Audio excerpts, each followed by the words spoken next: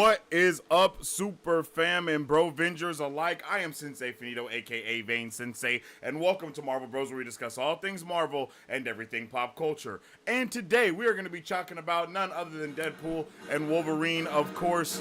Whoa, dropping today. Those tickets did go on sale. Let me know if you got your Deadpool and Wolverine tickets in the chat down below. I'm excited to know if you got them or not. I got my tickets. We're ready to go. We got the day ones. You know what I'm saying? We got day one tickets. I am so excited.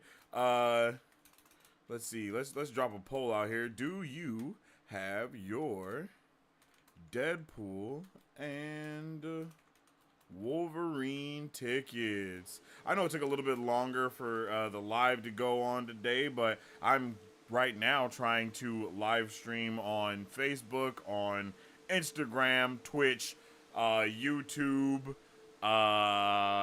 Twitter. Like I'm live streaming on basically everything that's possible today. So definitely go ahead and tap in with all the other ones that are going up in this stuff and the things. Okay, so I hope to see y'all. I hope to see y'all in all of that good stuff. Let me see if I can drop this. No. Okay, let's go ahead and add that poll real quick. Bam. Go ahead and minimize that back down. Whoops. Put that back. Whoa. Okay, interesting. Put that over there. That poll is there. Just making sure all the polls are good to go. Oh, yeah, I want this over here. Yeah. And I want this one down here.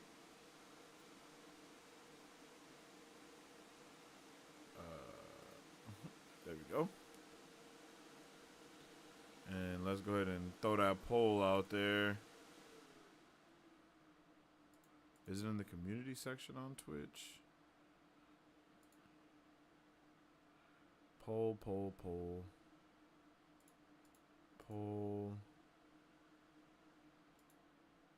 Wait, where's the poll?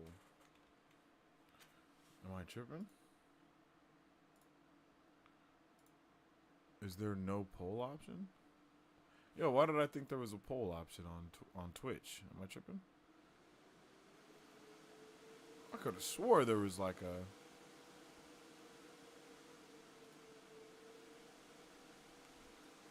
What? Maybe I'm tripping. I don't know. That's wild. Oh well. I'll figure it out.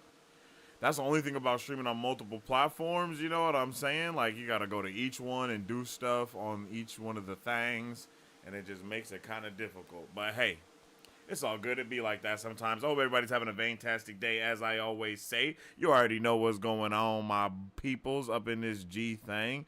If you guys haven't already, make sure you drop a like on the stream wherever you are, and if you're able to, on whatever platform that you are watching on, because I know not every platform has the whole, like feature. But if you're on Twitter and you're checking us out, make sure you drop a like there, and so on and so forth and so on and so forth. Okay. And then you already know, follow us on all social media. Oh, this is supposed to be up here. Whoa. Bam. What the heck is going on?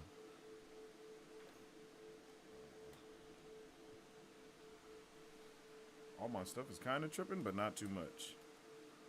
There we go. Let's put that like that. Bam. Make sure you follow us on social media at Marvel Bros to stay up to date with all things Marvel and everything pop culture. There we go. You already know. Follow us on Marvel Bros. You can also follow me on social media at Sensei Finito to stay up to date with all my thoughts, theories, and opinions on whatever particular thing you may be partaking in at that particular time. And check out the weekly podcast wherever you check out podcasts at. Alrighty. I hope everyone's having a fantastic day. As I have already said, we're getting into it now.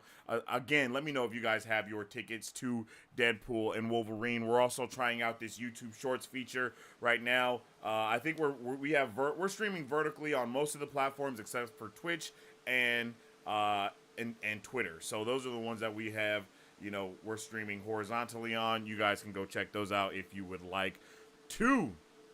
So, again, let me know. Are you guys watching it? I'm pumped, man. I'm super pumped for this movie. We're going to be checking out the trailer and kind of diving a little bit deeper into some other stuff. And then we're also going to be talking about Marvel Studios' other banners that they have created in the term of, what is it? Oh, I have it right here. Studios, television, spotlight, and animation, right? There's now multiple banners under Marvel Studios banners, and I'm really excited to kind of break those down and kind of talk about what they are and where each of them go, and then just kind of nerd out about that, of course. So yeah, man, let me know how you guys are doing. We're also talking to chat, chit chatting and chat talking. So if you guys have anything you want to bring up or want to talk about, definitely let me know. I think the only movie that I've seen recently is If, and that was actually a pleasant surprise. You guys can see my what's it called? You guys can see my review on that on our Marvel Bros social media pages. You can see my written review. I'll probably do like a dedicated video or something like that to that. I'm planning on doing more dedicated videos to the different news that comes out as well, not just on TikTok, but also here on the YouTube channel, just to continue to get, all that stuff going.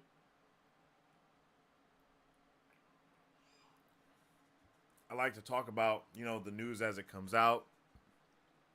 Like for video news, like trailers and like reviews and stuff like that, I like to make videos for. But if news is like just now dropping, I'll usually save a video for that. For like TikTok, I'll make TikTok videos about stuff like that. At least that's what I've been trying to do, and get on it in that way. So definitely make sure you're following all the different pages so you can get all the different types of news that's going to be popping off. And yeah, man, I think the last thing I have to say before we get into chat and all that good stuff is that, I'm freaking pumped for Deadpool. X-Men 97 was awesome. We're going to do a dedicated stream for that probably tomorrow to talk about X-Men 97 and how awesome of a show that was. And then Wednesday, we're doing book club. Thursday, I don't know what movies are coming out this week. I really can't think about it. But we'll see. So, yeah, let me know what movies you guys have seen or what shows you guys are watching. The shows that I have just recently finished, actually, I just finished Delicious in Dungeon on Netflix. That was awesome. I watched 3 Body Problem. That was also awesome. And then I think I watched something else. I think there's another show that I can't. Oh, Dead Boy Detectives. All 3 of those were really they were surprisingly good, to be honest. So let me know if you guys have seen Dead Boy Detectives or Delicious in Dungeon. That Delicious in Dungeon is an anime, so I do want to say that. I don't know if you guys have seen it or not, but like I said, I freaking loved it. It was an amazing anime. I didn't expect it to be so good. I didn't expect it to have like all of those cooking vibes and then like mixing it with all that other stuff. It was just a really nice vibe to it. I like the story. And then I love cooking stuff, so it was really dope to see like all of the dungeons and the cooking and action and like kind of funniness kind of get all mixed together. It was pretty dope. So I want to know how you guys are feeling, what you guys been watching. Put me on, and let's talk about it. All right, let's jump into chat and see how we are doing, yo. Okay, so do you have your tickets? I see most people are saying no, they don't have their tickets yet. They just were on sale today, so that's definitely understandable. We'll let that poll ride out for a little while longer before we make a new one. My guy Derp says I probably won't see it. Oh, really? You're not gonna watch it? Why not?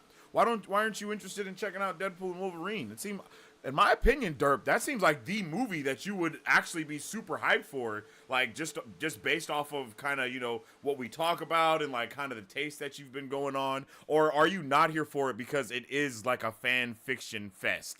Not a fan fiction, excuse me. I didn't mean to say fan fiction. I meant to say a fan service fest. That's what it is. I mean, I know a lot of people aren't too happy about that when it comes to Deadpool and Wolverine because it is a lot of fan service, like 100%, and we're not too sure how the story is going to be. in my opinion, the story is going to be incredible. I think they're really going to put a lot of love, a lot of heart into this. And Hugh Jackman is an amazing actor. Ryan Reynolds is an amazing actor. There's like some moments in the trailer that it just really stands out to me, and I'm like, oh yeah, this movie is going to be awesome. When I hear Deadpool talking to Wolverine, and he's like, I'm not a hero, I can't save everyone, but you can. Like that like the emotion that he has in his voice, I'm like, okay, this movie actually is probably gonna be hype. But of course, I'm also here for a fan service fest. I'm here for all of it. So let me know if you guys, one's in the chat if you guys are hyped for Deadpool. Two's in the chat if you're not. Let's just get it. Let's get a temp check real quick. You're gonna wait till it's on streaming. I feel that. I live in Texas, so we can just go. We got movie theaters in every town. Oh, okay. Yeah, I'm not gonna lie. For me, it was already yeah, our theaters were getting packed up immediately. Like me and Remy were up early this morning, and like the tickets went on sale. We didn't expect it over the weekend. Like I basically was not paying attention to like all the social media stuff. So Mike Beasley had even dropped the scoop for us that it was going to be dropping on Monday, and then on Sunday they said like, oh yeah, the trailer's dropping tomorrow. But I've been getting my music stuff ready because I'm about to drop an EP soon, and I was just kind of doing all of that, talking to my engineer, talking to the producer and stuff like that over the weekend, getting it all situated. Yesterday my cousin came over to drink some Hennessy with me, because I think he was gone the week before for my birthday, so he brought me some special hen and all that good stuff. So I just was not tuned in. I was so surprised when it dropped, but the tickets were gone. Like the tickets are going, and I want to see it in IMAX as well. So we had to get up on that real quick. I didn't get your video on Supergirl. I haven't actually made a video on Supergirl, actually. That's a good point. I'll probably make one. I'll make a dedicated video to Supergirl talking about the actor and some of the stuff that we have on it, and probably some of the scoops that I've got from BZ, and put that all together in a video and kind of just talk about it. That's actually a really good idea. Go ahead and write that down for me, Derp.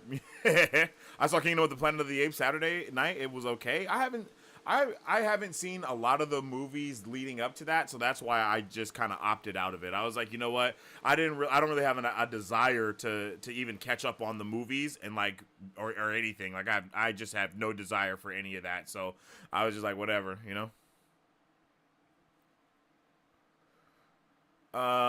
Was thinking about X-Men. Was thinking about the X-Men finale, and I think we're getting the Kitty Pryde Emma Frost storyline next season with Age of Apocalypse. Ooh, okay. Is Kitty Pryde in X-Men 97? Does she exist in that universe? For some reason, my brain is like, I don't think I've ever seen her. But I might be mistaken. She might have been in like the earlier episodes or something, but I just feel like I haven't seen her yet. I don't eat no boogers. What are you talking about, my boy? Who said you did? Maurice, what's up, girl? How you doing? I hope you're having a fantastic day today. My bad, I ain't been saying hello to everybody. I hope everyone's doing good. I restarted watching Legends of Tomorrow and Arrow Season 8. Both really good shows. I think I have watched everything. I'm pretty sure I've watched everything for everything with Legend of Tomorrow, Supergirl, Arrow, The Flash, Batwoman, or Batgirl, whatever that show is called. I think I've watched every single Arrowverse thing there is to watch, and it's pretty solid. It holds up on its own for sure. Fan service is like food service. I like it when it's good and served to me. Hey, yeah, that's facts, and I really feel like that is what's going on here. You know what I mean?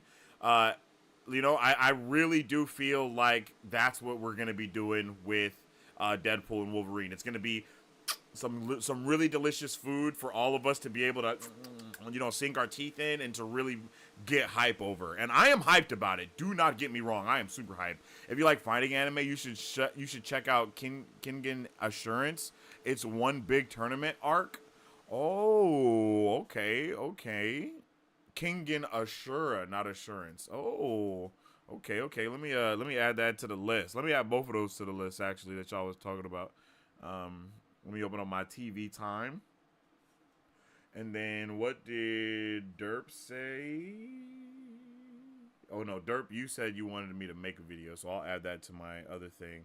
And what is it? Kinger. Oh, Kingen. What the heck is Kingen? Oh, Ashura. Okay. On Netflix. Boom, I got it added. Wow, I got it added. Thank you for putting me up on game, my boy. I'm gonna definitely have to check that out.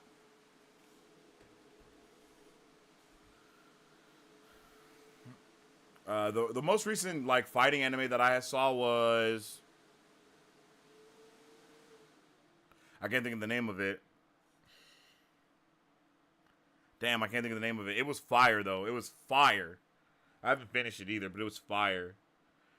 It just turned into like Warframe halfway through, and it made me really sad. It went from like ninjas to Warframe, and then I was like, oh no. It was still awesome, but like, ah. Have you seen it? It's a great show. Our protagonist doesn't eat boogers, but everyone believes that he does.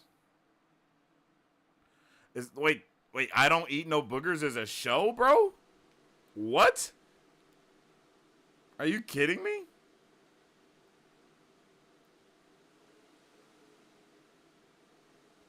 Like, I definitely gotta search that up real quick. I don't eat no boogers. Nah, you messing with me, bruv.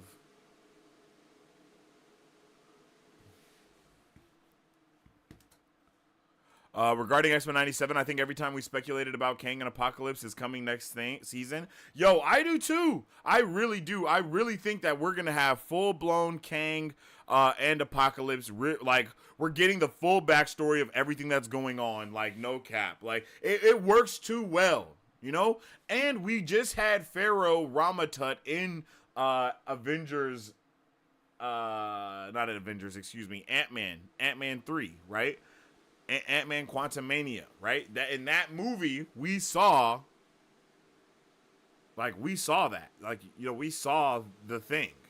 So I'm really hyped to see what that means, where that goes, and what we can do to kind of not combat that necessarily, but to like see how they rock together, you know, how everything starts being created, because I do feel like Immortus is going to be the guy that we're rocking with in X-Men 97 the next season, and I also feel like that's why they did not call He Who Remains Immortus, but like based him off of Immortus roughly, is because of that fact. It's like, no, we're gonna use the Immortus from the X-Men stuff, and maybe Immortus is directly connected to X-Men, you know, like that name, because you know how all the IP shit was going for a while. Like, you could not say a specific name or whatever. So I think that'll be fire to kind of mix all that up and see what it does. Yo, what's up with Jack Hurley? How you doing, my boy? At least the YouTube live section isn't being weird today. I don't know what that means, G, but I hope you're having a good one, man. Thanks for tuning in with us today. Hello there. It's like Baki without the super crazy weird stuff. No hate on Baki, though. Really haven't got into Baki like that, not gonna lie to you. The spherical building next to the pyramids in 3000 BC looked like Kang's Sphere in Quantumania. Ooh.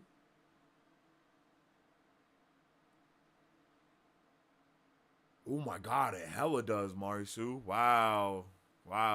Good shit on that. That it really does. Wow.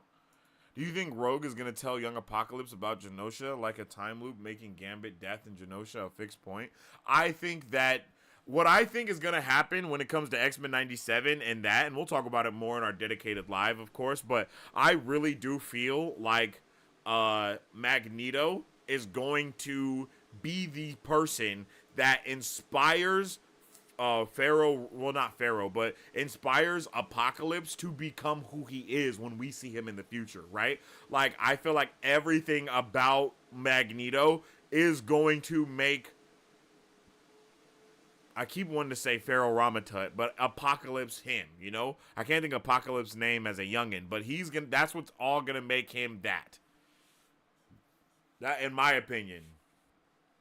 Because even think about how they framed Magneto at the end when young Apocalypse sees him, right? When he sees him, he's like looking up to him and he's like admiring him as he saves his life. There's no in Sabanur. In Sabanur. So in Sabanur, you know what I'm saying? Like, he definitely was looking at Like, he looked at Magneto with that admiration, with that, like, oh my God, like, you can save us or whatever. You know, you saved me. Maybe you can save my people. Like, he gave him the whole look in that quick split second. So I think they're going to definitely capitalize on that in more ways than just one. And like you're saying, I feel like that is going to be the time loop thing of making game. I do think it's going to be that, but not in the way that you're saying. I don't think it's going to be Rogue that does it. I think it's going to be Magneto that causes that outcome to happen.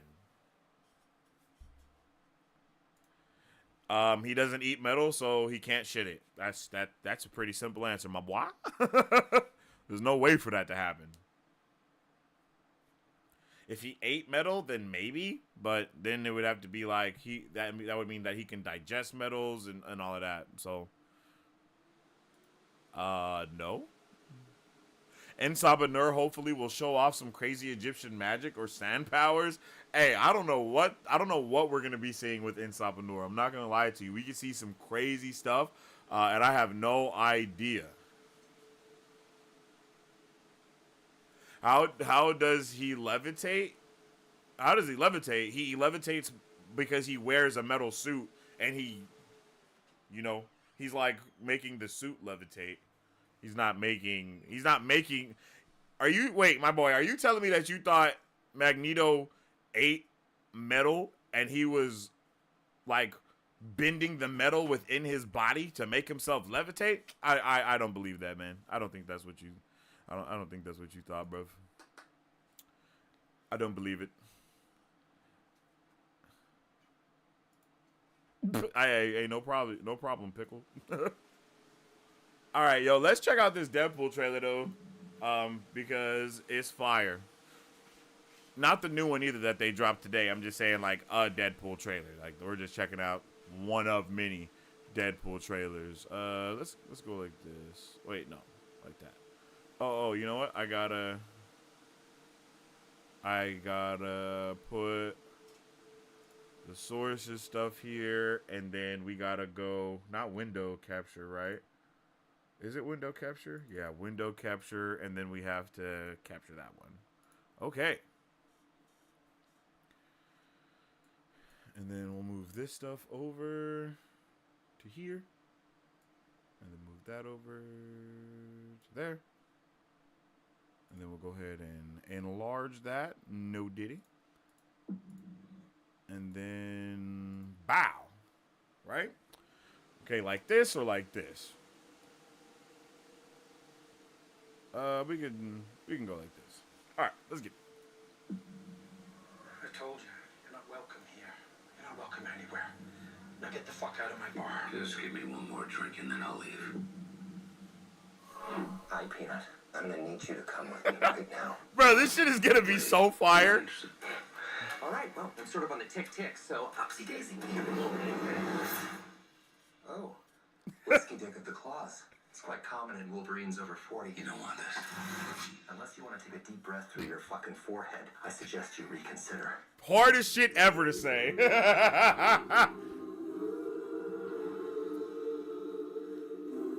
I'm about to lose everything that I've ever cared about. Not my fucking problem. Is that what you said when your world went to shit? Come again. This Wolverine let down his entire world.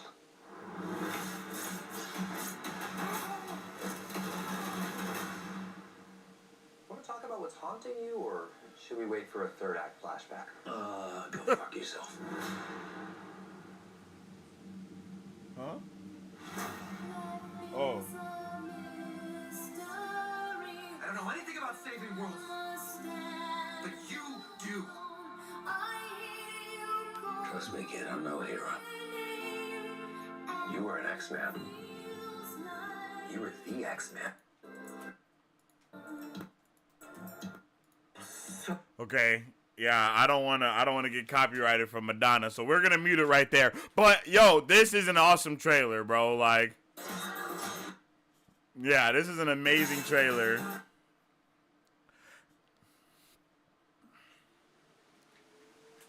I am so hyped for this. What I'm talking about. Big slow motion action Definitely, let's get some ones. Yo, let's get some ones in the chat, bro. If you guys are hyped for this movie, bro. I am so hyped for this. It's going to be amazing.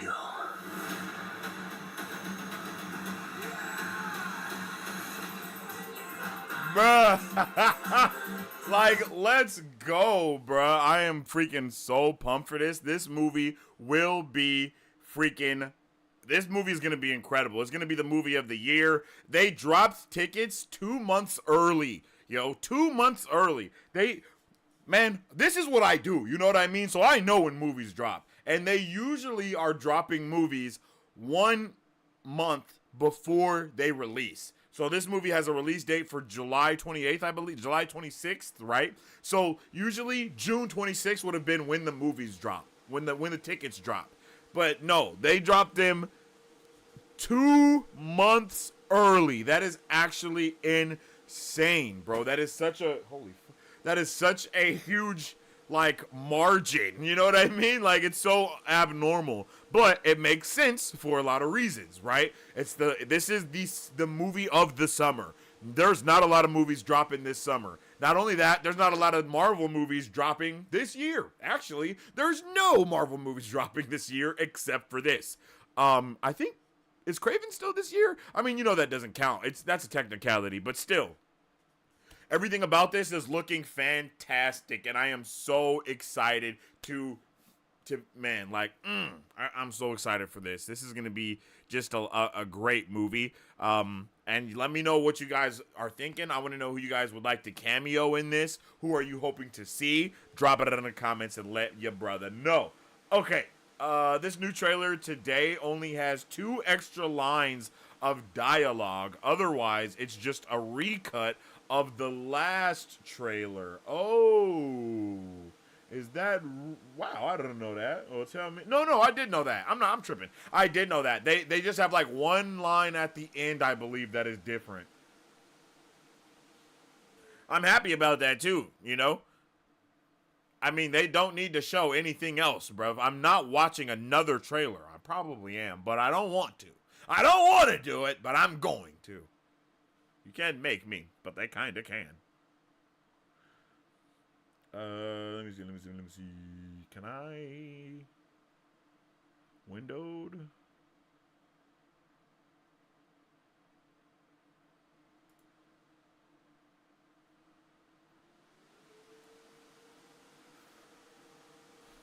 Yeah, this is going to be so hype.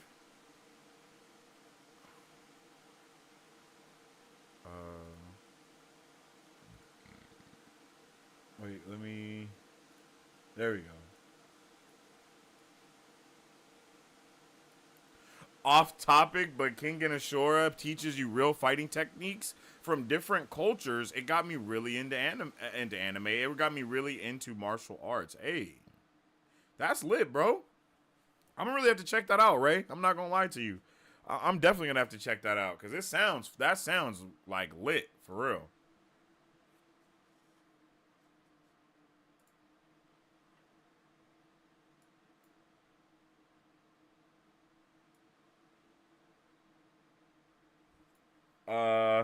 Hugh Jackman is 56? Damn. What is that, like 6 years older than you, Marisu? Remy's laughing. I just want you to know. She's over there laughing at you. I'm just saying. Income copyright claim from Madonna. Facts. Do you think they explore each other's bodies? Yo, you're wildin', Simon, even though I know that's not what your name is supposed to be. Blackie Chan. Yo. That's crazy work. One. Yep, big ones. Do you want to build a snowman? Yes, but I can't. You think Deadpool is gonna meet the Punisher? Not in this movie. This movie will definitely be more... Well...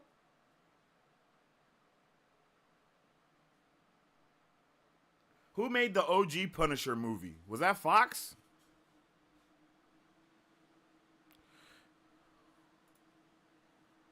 Was that Fox?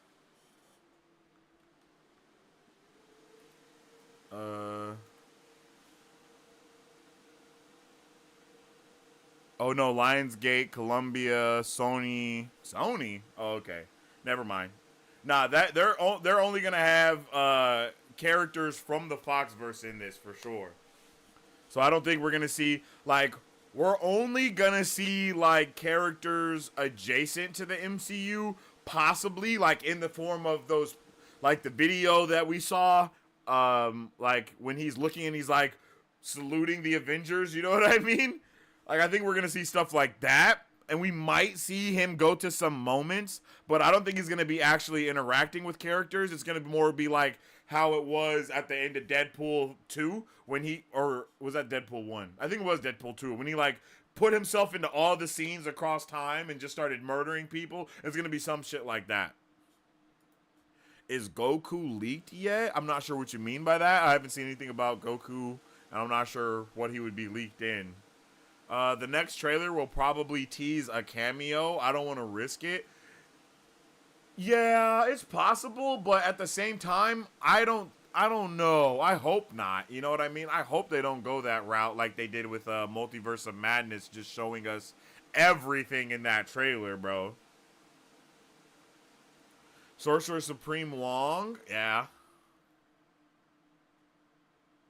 Yeah, Goten is the guy. Kraven is supposed to come out December 13th of this year, but it's been delayed like 4 times. Yeah, that shit is crazy. I can't believe it's been delayed so much. You did not. Hey, I'm just saying. I'm just saying. You know what I mean? Like, I'm just saying.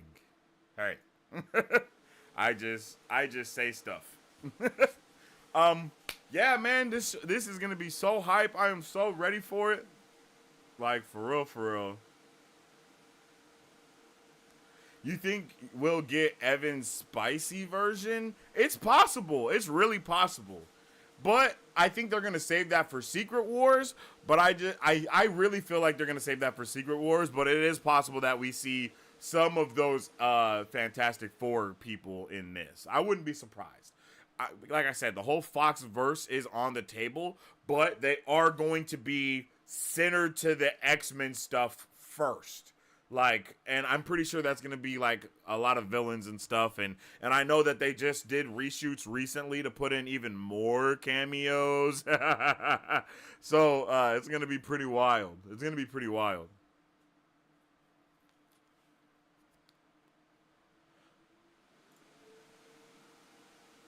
Quicksilver? It's possible that we see Quicksilver, but I doubt it because we just saw, we saw him in WandaVision technically. So, it's like we already got our Quicksilver cameo from the MCU. I don't think they would double up in that way. So, I know it's not soon, but not so soon. It's possible, but I don't think so.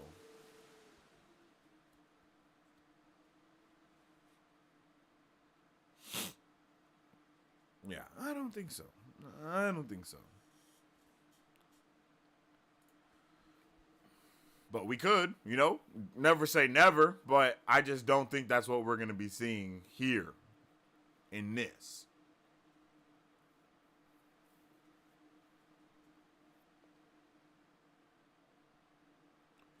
Right? Like, there's a lot more that we could see going on here.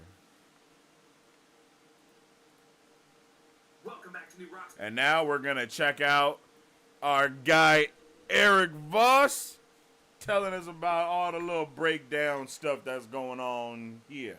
Okay? Wait.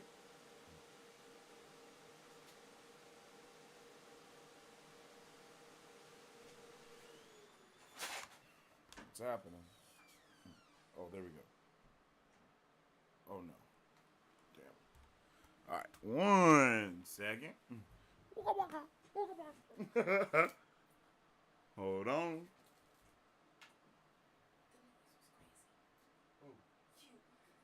Wait, what? The noise you made is crazy.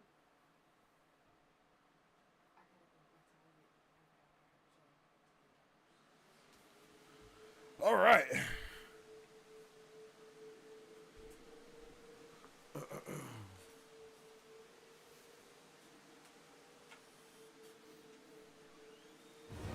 Let's get it.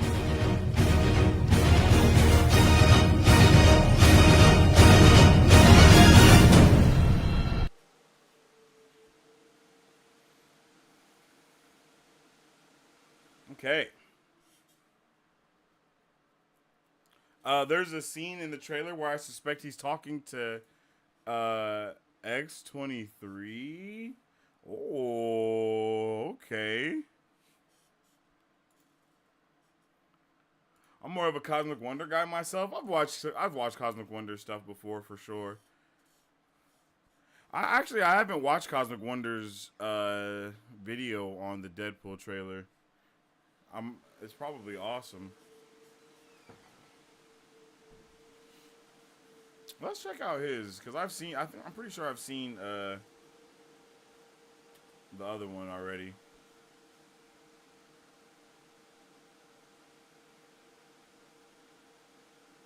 Yeah, and his are shorter too. Oh no, that's 3 hours ago. I don't want that one. I want the original trailer, bruv.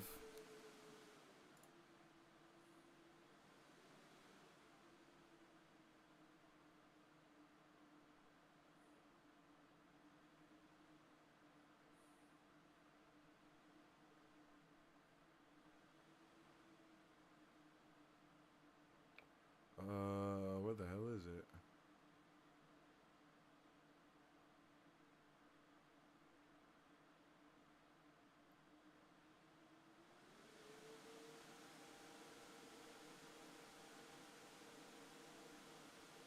Yeah, it's this one. The 4 weeks ago. Alright, here we go.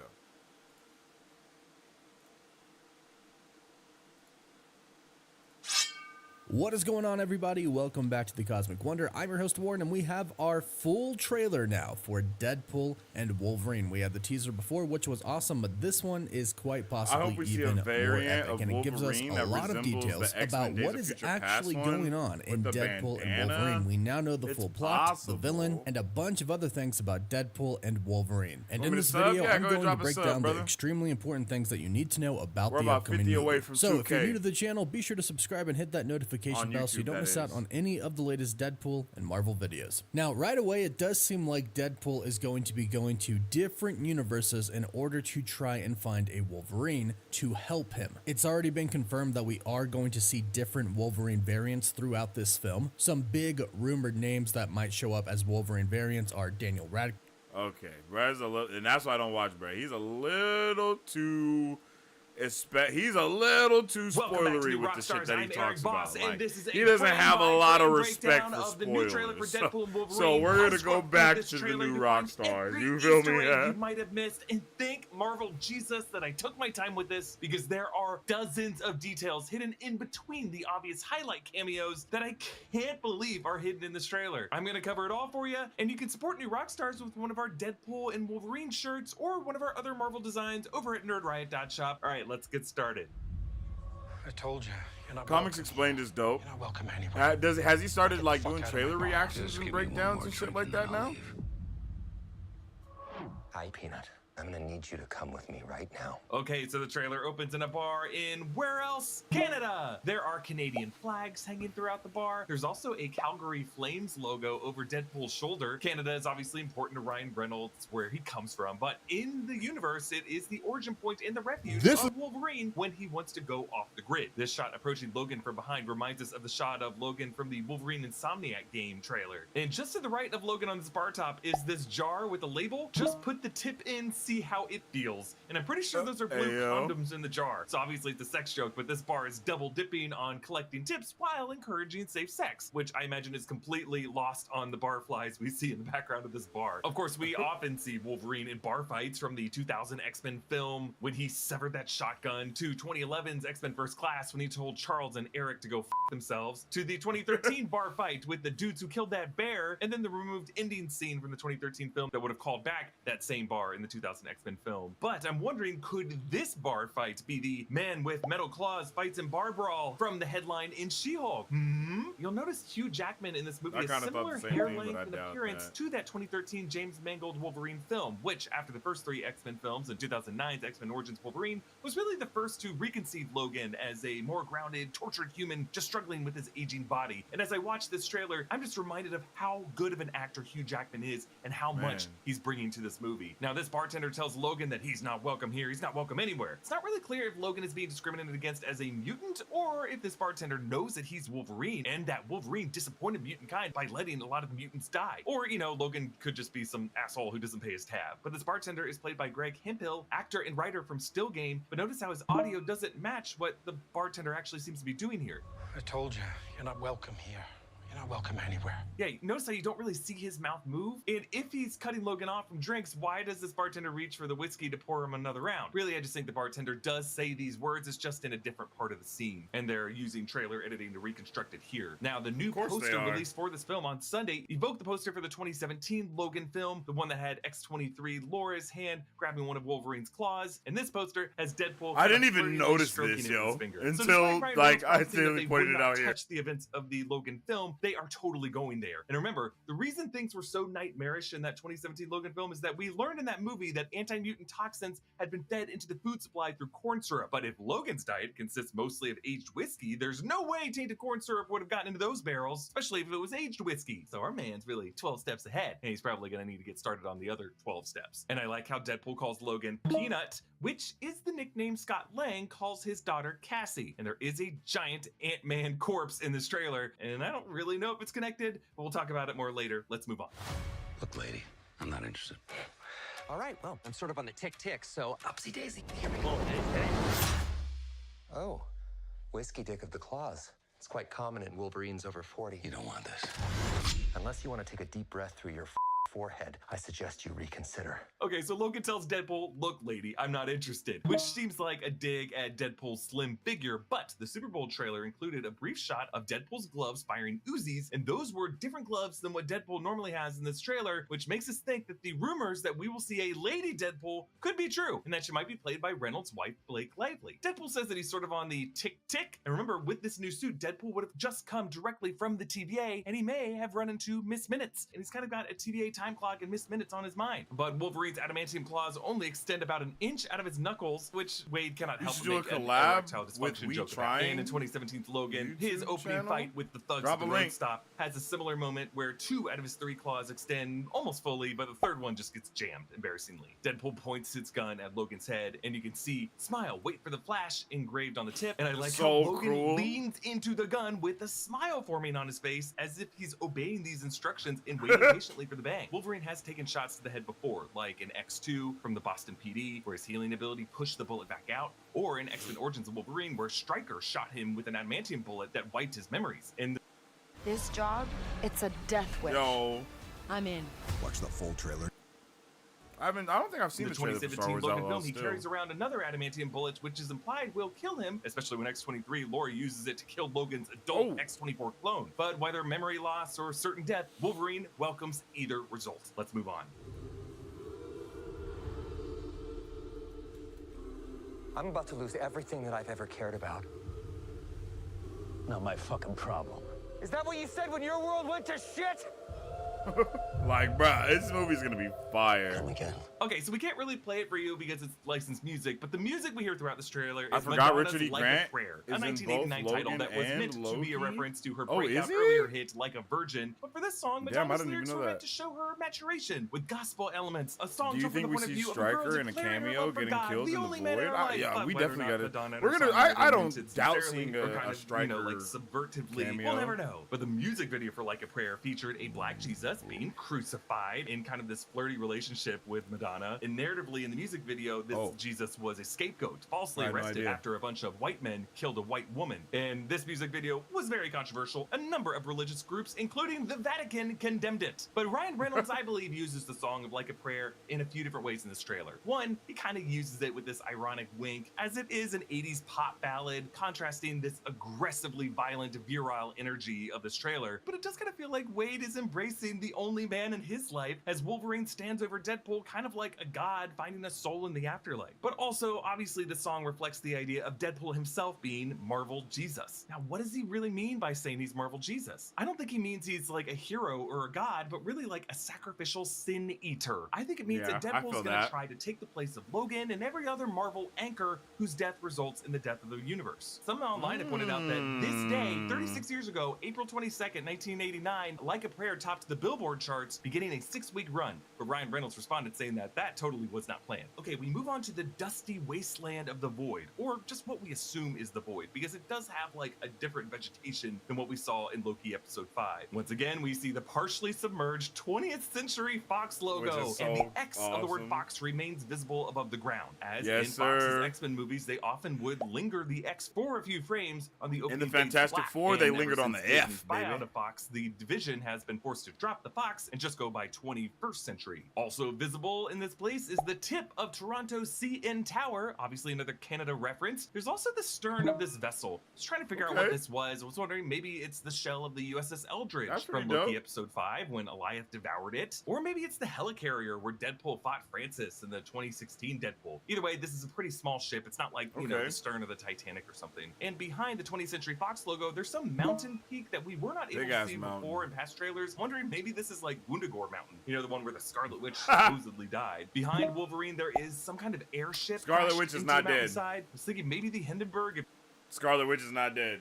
Just remember that. It didn't explode? Or maybe it's that Hydra Zeppelin that we saw for a few frames in that alternate reality in Multiverse of Madness when Doctor Strange and America Chavez were just like tumbling through reality after reality. You know, like the 12 seconds when Multiverse of Madness actually lived up to his title. Logan walks through this wheat field, gladiator style. Why you do him like that? Endless pillars. These seem to be monuments or headstones for fallen X-Men. But the fact that they're all in a row at least reminded me, as a Lost fanatic, of that sonic frequency perimeter fence that kept out the smoke monster from one side of the island to the other. And I was thinking, hey, maybe this barrier could be in the Void to keep Eliath out. But like, looking at how surreal this imagery is, this isn't the same part of the Void that we see Eliath in the rest of the trailer. Looking more closely at these columns, each one kind of has almost a pyramid structure, and there's this like vertical insert that is carved into the sides, and within each insert, in those shadows, you can see some kind of disc that I assume might be the plaque referring to the name that each statue memorializes. And I want to say that these columns almost look like the Sentinel ships from the opening. Yeah, I was about to say those. Yeah, those look maybe very. Each one of these is for a different X-Men who was killed by a Sentinel or something like that. But if this isn't the Void, I wonder if this could be that kind of third act flashback that Deadpool jokes about in the other part of the trailer. Like, this could be a moment where Cassandra Nova projects Logan into the astral plane to make him suffer all the X-Men that he allowed to die, because it's just so dreamlike and surreal. It kind of feels like the kind of thing that when we see the 90s X-Men animated series, like when characters are taken to the astral plane, it tends to be more surreal and metaphorical like this. All right, let's move on. I dig that. That makes sense. Let down his entire world. Oh. Want to talk about what's haunting you, or should we wait for a third act flashback? Go yourself. Okay, TVA agent Paradox, played by Matthew McFadden, says this Wolverine let down his entire world. And we see Wolverine face down on the floor of the TVA. So yeah, this is a one-shot in both the trailers we've seen so far of Wolverine inside of the TVA. And notice how Paradox has taken a blow to the face with a band-aid covering a broken nose. So who is this Wolverine? I think we're looking at a Wolverine from a different timeline who failed to stop a grisly fate of all the X-Men. It could have been a mutant massacre on Genosha by Cassandra Nova, or like a part of the timeline after the events of Days of Future Past, where the X-Men all started wearing these brightly colored suits that were comic accurate, or maybe some incursion wiped them all out. It's worth noting that in the Genosha massacre in X-Men 97, the Watcher was overseeing it, suggesting some kind of multiversal importance to this event. I just want to remind everyone that despite the Fox X-Men films seeming to have forked into 3 to 4 different timelines and it all being kind of confusing to the viewers, one thing that I learned from my rewatch is that from Fox's perspective at least, they considered these movies to all be part of one shared history, a history that was weird but then got fixed or retconned by the events of Days of Future Past, and that in their eyes, First Class generation, who we saw in X-Men Apocalypse and X-Men Dark Phoenix, would have aged into the OG cast, but then just kind of lived on a different but normal, typical X-Men life path that would have led to the ending we saw in Days of Future Past, and then onto Logan. And with the YouTube I thought app, that's something that we all up to knew. 30 artists into one big. I didn't know that that was like a. I didn't know that that was a secret. You know what I mean? I thought we were all aware of that.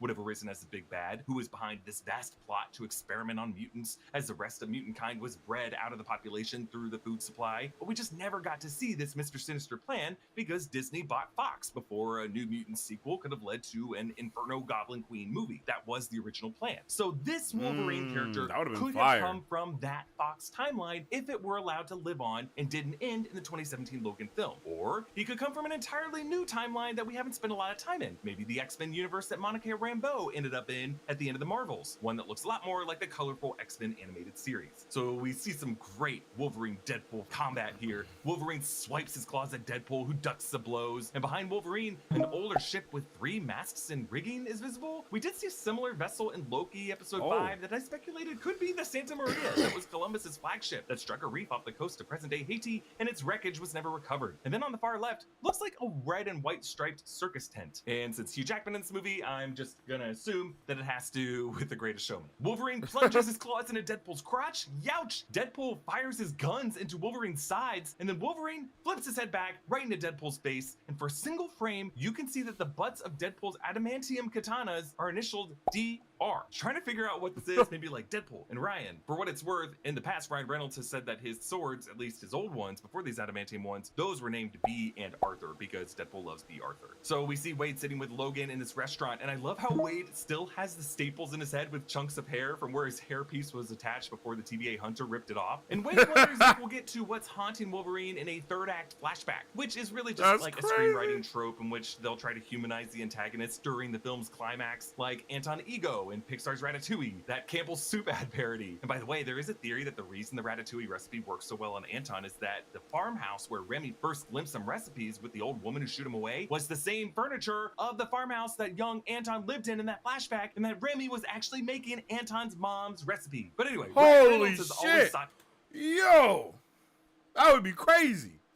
That would be actually insane. That would be so fire. To subvert these screenwriting structural tropes, and with the 2016 Deadpool, he kind of interwove Wade's. Did anybody know that? I didn't know that. In the first and second act, really just leave the third act as all action. And with Cable in Deadpool 2, he revealed what was haunting Cable with his introduction in Act 2. But Wolverine's response is, go f yourself, which is the iconic line he says to Charles in Magneto and X-Men First Class. Go f yourself. Okay, so we're just gonna break down the rest of the trailer because there's like Madonna music in it and they're gonna flag us. So Deadpool and Wolverine round a corner past this cart for donuts, bagels, and churros, like the churro carts of Disneyland. There's a neon sign for a bar called Copperheads, and in Marvel Comics there is a Serpent Society villain named Copperhead. Not sure if it's related, but you'll notice that Wolverine is now no sleeves, baby, and he looks a lot like he did in the 90s animated series version of the character, down to the red X belt buckle. Yet he doesn't have a mask, and he did take off like the shoulder pad armor parts. He just tore off everything that was there. Yeah, I don't like that. I hate that he tore it off, but I know he like grabbed it and ripped it like that, you know? Over in the dust of the void, the sleeves are on, whereas this setting looks covered. And it might just be me, but I know Hugh Jackman is incredibly jacked, but his arms, maybe they're just hairless, but they do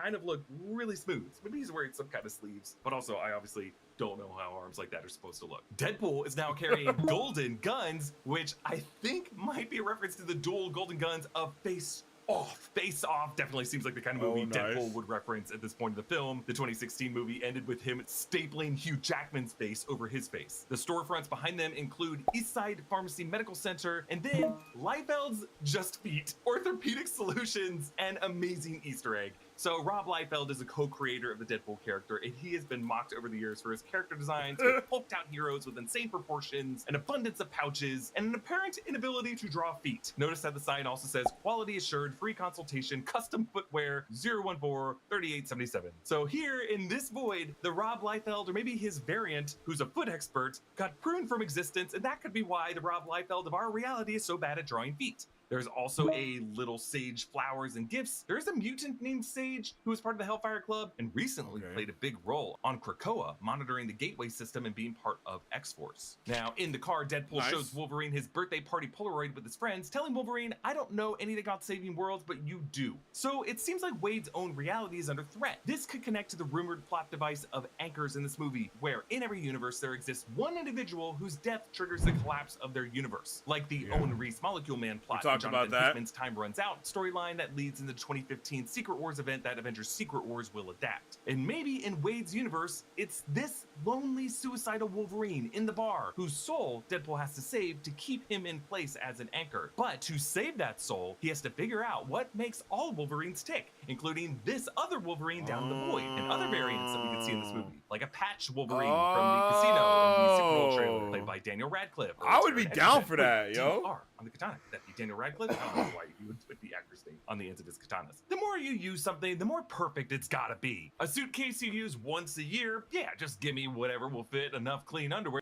Free shipping at MeUndies.com/rockstars. But then we get this great close-up of Wolverine's claws snifting smoothly out of their metallic sheaths in his knuckles. And I feel like these slots would also have to be made out of adamantium to contain these claws so well so that they didn't tear through the gloves. So from whatever timeline this Wolverine is from, Professor X and Beast and Forge or whoever it was had to get their hands on additional adamantium and create these awesome gloves. And while I assume the claws that we see here are VFX, they do add these little details to the metal, like those are so texturing and hard. smudges and Those look reflections from the so neighboring claws. beautiful, And all yo. just make them feel Oh, real man. and super sharp. I just love this shot so much. Okay, next, some incredibly bloody shots in the snowy forest of Deadpool killing these TVA agents. And if you look closely, Yes, Deadpool sir. is using a tree branch. So he must be stabbing through this TVA armor with It's like he such doesn't incredible wanna force use his to be able to swords, smash right? through the armor and send pieces of the armor flying upward like that. So we're pretty sure that this setting is North Dakota near the Canadian border, where in 2017's Logan and the Young Mutants spot the Reavers and X-24 on their way to freedom. And this is where Logan is buried. In the Super Bowl trailer, you can see in the background the truck that Richter overturned in that final battle. So maybe Deadpool, finding the felled tree that X-24 impaled Logan on to deliver that killing blow, considers this tree sacred with some kind of divine power, and he just decides to use a branch that he tore off of it to kill that's these crazy. the way Logan died, so that they have to feel his pain for desecrating That's this so out sacred of turf. pocket. Okay, the next shot shows the villain of this movie, Cassandra Nova, played by Emma Corrin, coming from the open skull mouth of the corpse of a giant Ant-Man, which we do see a better shot of later. But in this first shot, you see behind her what appears to be a wheelchair that she initially rolled up in, but now she gets up. Maybe a kind of like Willy Wonka, I can actually walk kind of fake out introduction. So could this It's the wheelchair be finesse to Charles's make you think chair? it's- Did this yeah, it Cassandra makes already you think kill it's Charles in Charles. her timeline? But it's So not, just a my reminder, boy. Cassandra Nova is known as Charles Xavier's evil twin, but it's actually darker and crazier than that. Cassandra was really Charles's Mumudrai, which is a term from the Shi'ar Empire. The Shi'ar are an alien race who we spent some time with in episode 6 of X-Men 97. A Mumudrai is kind of like a spiritual cosmic shadow self that every person has, but in the case of Charles Xavier, his advanced telepathy caused his Mumudrai to manifest in flesh, a fetus joining him in the womb. These two fetuses fought, and Charles destroyed her, but part of Freaking her clung insane. to life in a sewer. Like, what in and the grew Family into Guy? Cassandra Nova, who comes back for revenge, and Grant That's Morrison's Stewie's E is Earth Station backstory. storyline in 2001 and 2002, and she is one of the most savage villains in all of X-Men comics. And yes, she does actually wear a tan trench coat and pants and boots, looking exactly like this in the comics. So Cassandra, I in the wonder if comics, we're gonna finds in the see jungles of her, Ecuador a like, master mold, a giant get sentinel to printing look like machine. that. You know and what I mean? uses Like- that and Boulevard Trask to print a wild sentinel, a three-headed kaiju that she deploys against Genosha to kill 16 million mutants. We actually see this massacre in X-Men 97, and we're kind of waiting to see if Cassandra Nova is behind this attack, or if it's the doing of another villain that they've introduced in the show, like Sinister, or maybe Bastion or Apocalypse, or maybe all of them. But I just love that casting Emma Corrin, who's best known for playing the younger Diana Spencer in The Crown, as someone who hates, above all, Yo, shit's going down. This is gonna be lit too. Yo, let's drop a 1. Let me get a 1 in the chat if you guys are hyped for House of the Dragon Season 2. I am ready for House of the Dragon Season 2. an Englishman named Charles. That's pretty perfect, right? So Deadpool slashes his adamantium katanas at Wolverine's claws, and going frame by frame through this, I'm just so amazed at Hugh Jackman's rage that Deadpool would have the nerve. Deadpool crosses his katanas between the first and second of Wolverine's claws to stop the attack. Look at Deadpool's katanas, my boy. Those things look beautiful. The black edge with the yellow, like, bro, and then the same color scheme is also on the handle.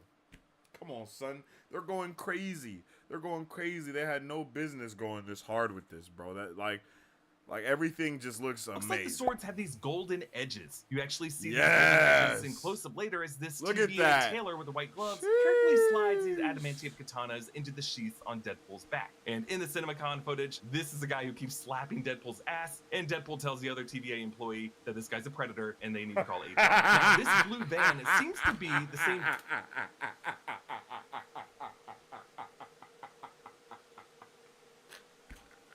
bloody vehicle that Deadpool That's was in. comedy. Trailer where the seats were covered in This bloody guy blood is a and predator. Deadpool was like, wait a minute. Yo, Now we and see you need to Wolverine call behind HR. that, lunging toward Wade in the back seat of this van. But in a wide shot, Deadpool just suddenly Certified flies lover up through the boy? sunroof. What happened there? Notice you don't really see Wolverine in that particular shot of the car from the outside. And I feel like the slapstick physics could be explained by Deadpool planking atop Wolverine's body, and Wolverine is just like, get the hell off me, and thrusts Deadpool in the air because he's so disgusted. And Deadpool just flies because, you know, he's like a super lightweight cartoon. Then we get this cool shot of Cassandra Nova sipping a teacup. I might be totally wrong about this, but her teacup looks like it might be patterned with the heraldry of Wrexham AFC. That's the football club owned by Ryan Reynolds and Rob McElhenney. You do see what looks like a W and maybe the dragon, but instead of red, it's gold. I might just be seeing things there. But there is this wide shot of the purple cloud of Goliath covering the sun. Shit. And in this shot, Look, you it's- see I was that about to it's say, not just look. Ant-Man's head. It is the entire giant Holy body. So shit. this That's actually detail is so inspired cool. by Old Man Logan, the amazing and That's actually so gnarly cool. comic series where an elderly Logan partners with a blind Clint Barton on this crazy road trip across a post-apocalyptic America where sounds basically awesome. the villains have won, and at one point they pass the corpse of a giant Hank Pym.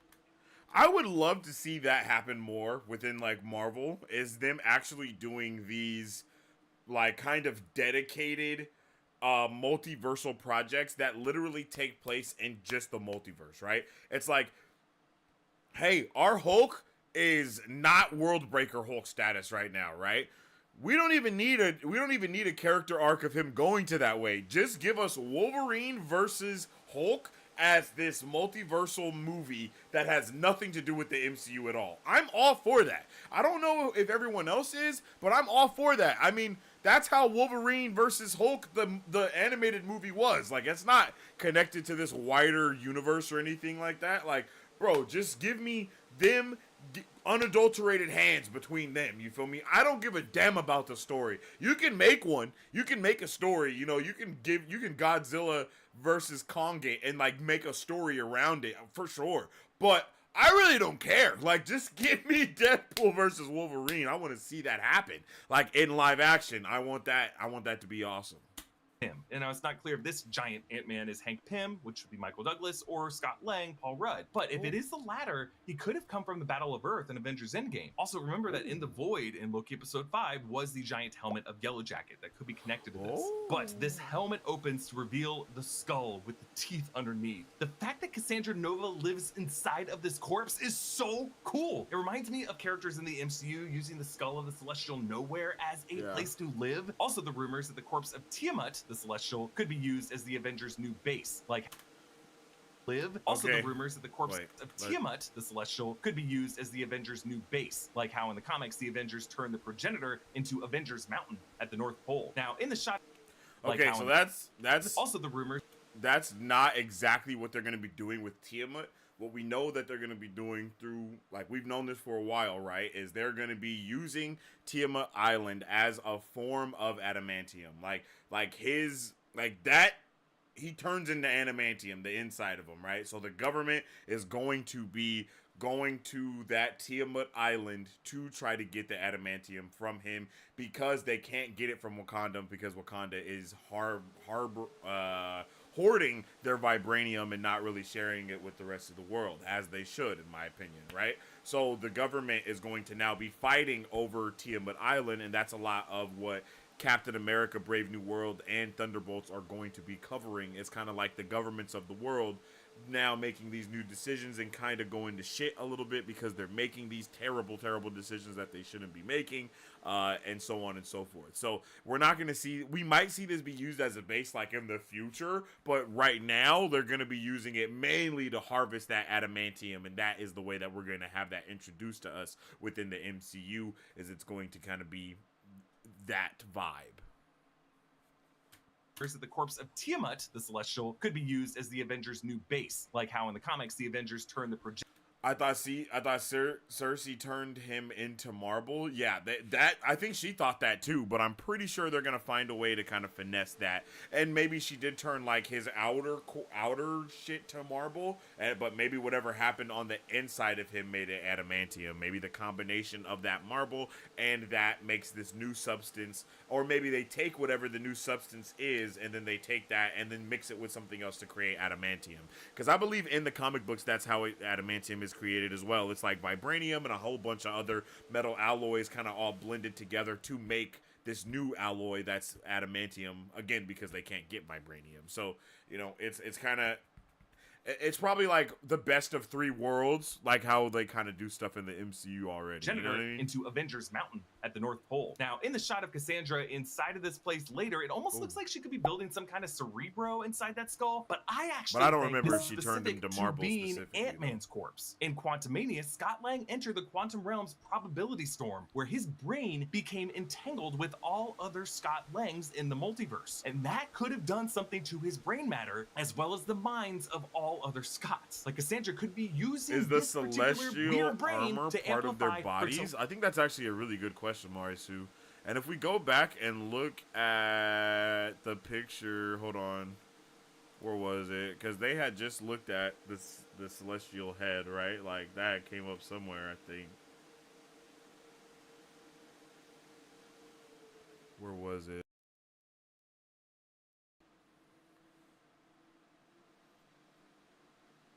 Hold on.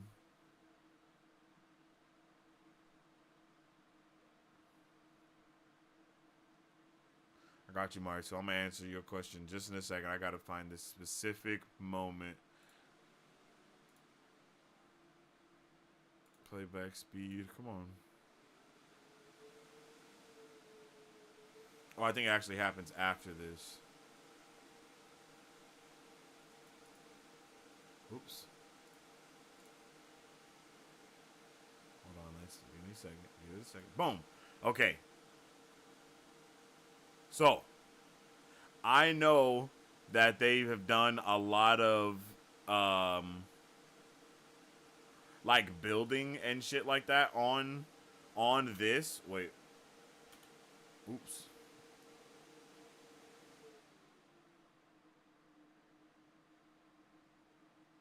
Damn, what the hell? What's going on?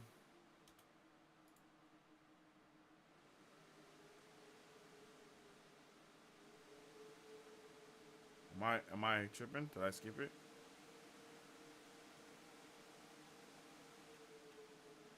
I think I skipped it. Oh, I did. Here we go.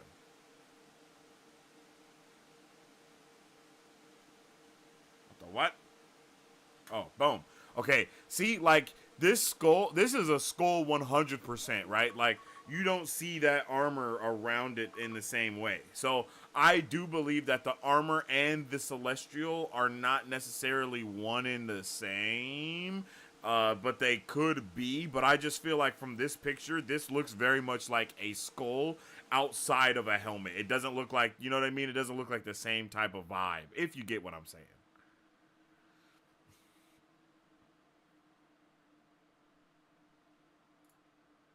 Live. Also, the rumors that the corpse of Tiamat, the Celestial, could be used as the Avengers' new base, like how in the comics the Avengers turned the progenitor into Avengers Mountain at the North Pole. Now, in the shot of Cassandra inside of this place later, it almost looks like she could be building some kind of Cerebro inside that skull, but I actually think this is specific to being Ant-Man's corpse. In Quantumania, Scott Lang entered the quantum realm's Do you think we will see a memorial for Stryker in the Void? Scott I could see in the something multiverse, like and that, but could have done probably something to his brain not. matter, as well as the minds Imagine of the all Floptastic other 4 in the Void with Black Johnny. That could be possible. To amplify That could be telepathy possible. I'm not throughout the against it. multiverse. Like I Now, said, this- yo, it's not against the realm of possibility to see every single Fox character that's ever been, brought to the table. Even Legion from like the television show that was out. Like it's possible to see all of them. Scarlet Witch went back to Westview or is on the Sword Station. Nah, we might get something with Scarlet Witch with Agatha, within Agatha. I don't doubt to see something with like something adjacent to her going on here. Or there, I should say. It's aliens, face huggers.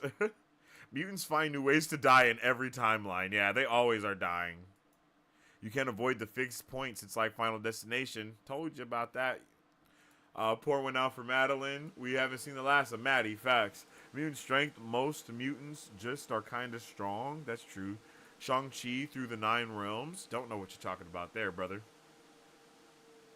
There are biochemical organisms like Cable. Don't know what you're talking about there either.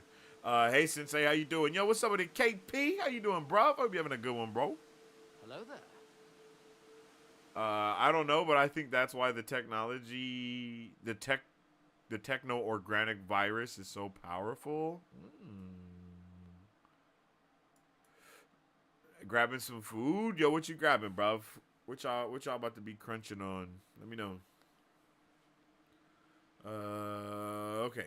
This giant Ant-Man reveal is just the master shot of the trailer because it has so much in it, so many cameos. So right up front there, that's Azazel, the devilish teleporting member of the Hellfire Club from X-Men First Class, played by Jason Fleming. He's back, as well as Lady Deathstrike from X2 X-Men United, played by Kelly Hu. You can also see Aaron Stanford Pyro on the background right, seated on his vehicle as he was back in the Super Bowl trailer. And then on the left, that is Callisto, Danya Ramirez, leader of the Omegas from X-Men The Last Stand, and crouching beside her with the green hair, that is Toad, Ray Park, returning for the very first X-Men film in 2000. He also, see? What did I tell you? Every X-Men thing ever was going to be on the table, bro. And that already is showing you they have villains from every X-Men thing Tyler Mane, who would also be returning for that first film. Meanwhile, the bulky dude in the red and white striped shirt, this could be the Russian who is played by wrestler Kevin Nash in Thomas Jane's 2004 The Punisher. Now, what the mutant characters have in common is... Yo. Right there. Is that they were all villains from I think he was asking about the Punisher earlier, bro. As it is currently designated, and all these characters died. Like Wolverine killed Lady Deathstrike by plugging her with liquid adamantium in Stryker's lab. Azazel was killed off-screen by Bolivar Trask's experiments between X-Men First Class and Days of Future Past. Toad and Sabretooth both died in the Liberty Island battle. Callisto was knocked out by Storm and was for sure obliterated by Phoenix when she wiped out everyone on Alcatraz. Pyro, presumed obliterated as well, but in the Days of Future Past Rogue cut, there is a memorial that includes Pyro's Zippo lighter, implying that he would have died sometime after that. I think the implication of the pruned 20th century Fox logo and the fact that it's not 21st century tells us that there was some incursion with Earth 10005 and that this entire history from the Fox era was erased. And maybe some souls might have been lucky and spared and reassigned to other universes, but these were the misfits who were left behind to waste. The vehicles in the shot are also worth mentioning because in the background on the left, that is the Fantastic Four Model 1, aka the Flying Bathtub, a version of what? On the left, that is the Fantastic Four Model 1, aka Yo! Boom! Yo, they're dropping straight Easter eggs of just vehicles. This is the best way to do it. I'm not gonna lie. They're doing all the things that I think is the best way to handle it, right? Like, you don't have to just flat out show every Fantastic Four member all the time. Show it like this. That's fire. The Flying Bathtub, a version of which we saw in Fantastic Four: Rise of the Silver Surfer, a movie that we're breaking down this weekend on New Rock Stars. But on the right is the V16 coupe of Red Skull from Captain America: The First Avenger. But notice in the next shot, that Hydra Mercedes hood ornament has been replaced with an Iron Man head, and it has been painted to have the flames on black decor That's of Tony actually Stark's hard. Hot Rod from the 2008 Iron Man film. This is so cool. So my hot take is that the masked driver of this vehicle could be, wait for it, Terrence Howard, the original roadie, crooned to the void. Now Terrence Howard parted ways with Marvel under bitter terms before Iron Man 2 when Don Cheadle replaced him, but maybe the part as scripted in the script could give him. It's hard to believe that that's wild. Like, that's insane. That shit is like 10. Bro wanted a it was like he just wanted a lot of money and a solo movie, and it's like, bruv, relax. A chance to get the last laugh. If it's not Terrence Howard, my guess is that it's going to be someone else from Tony Stark's orbit. Maybe Harley Keener, maybe Christine Everhart, or maybe William Ginter Riva. Like, the guy could have figured out how to make something from a box of scraps. I just listed a couple lower tier actors because, you know, their budget for cameos is not unlimited in this movie. Also in the background of this V16 shot is the Golden Gate Bridge that was pruned from the events of X-Men The Last Stand. We see Wolverine gargling with a bottle of Jack Daniels, and I assume this is his man cave where he lives. And we know from a later shot in the trailer that this is the same location that has the giant jaw jawbone framed bed that Hulk slept on in Thor Ragnarok. There's a quick cameo by Dogpool wearing little shoes while the pup licks Deadpool with the longest, most disgusting tongue. And notice that they are in front of Liefeld's just feet as it explodes. Then Yo, random thought that I just thought. Is it possible that there are different TVAs for different parts of the multiverse? Is that possible? Are there different TVAs for...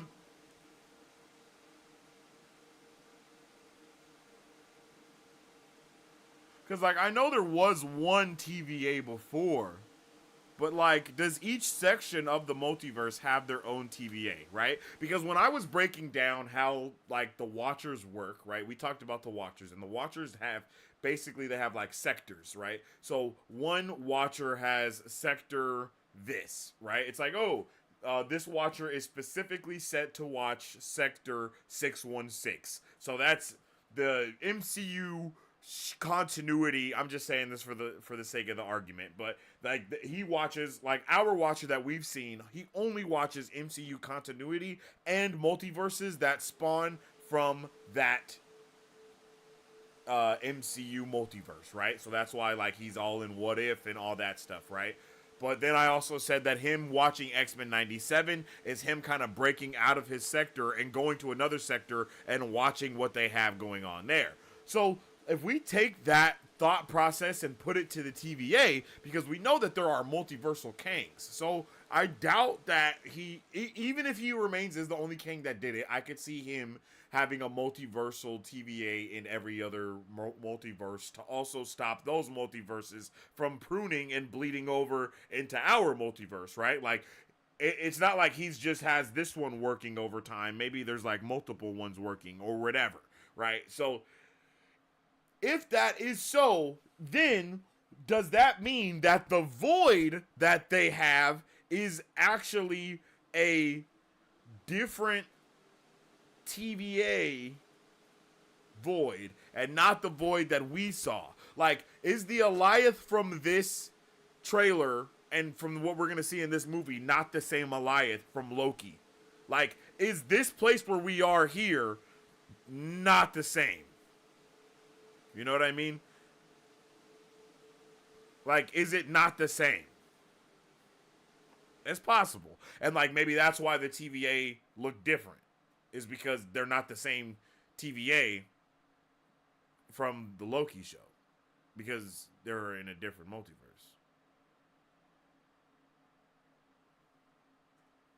Think about it.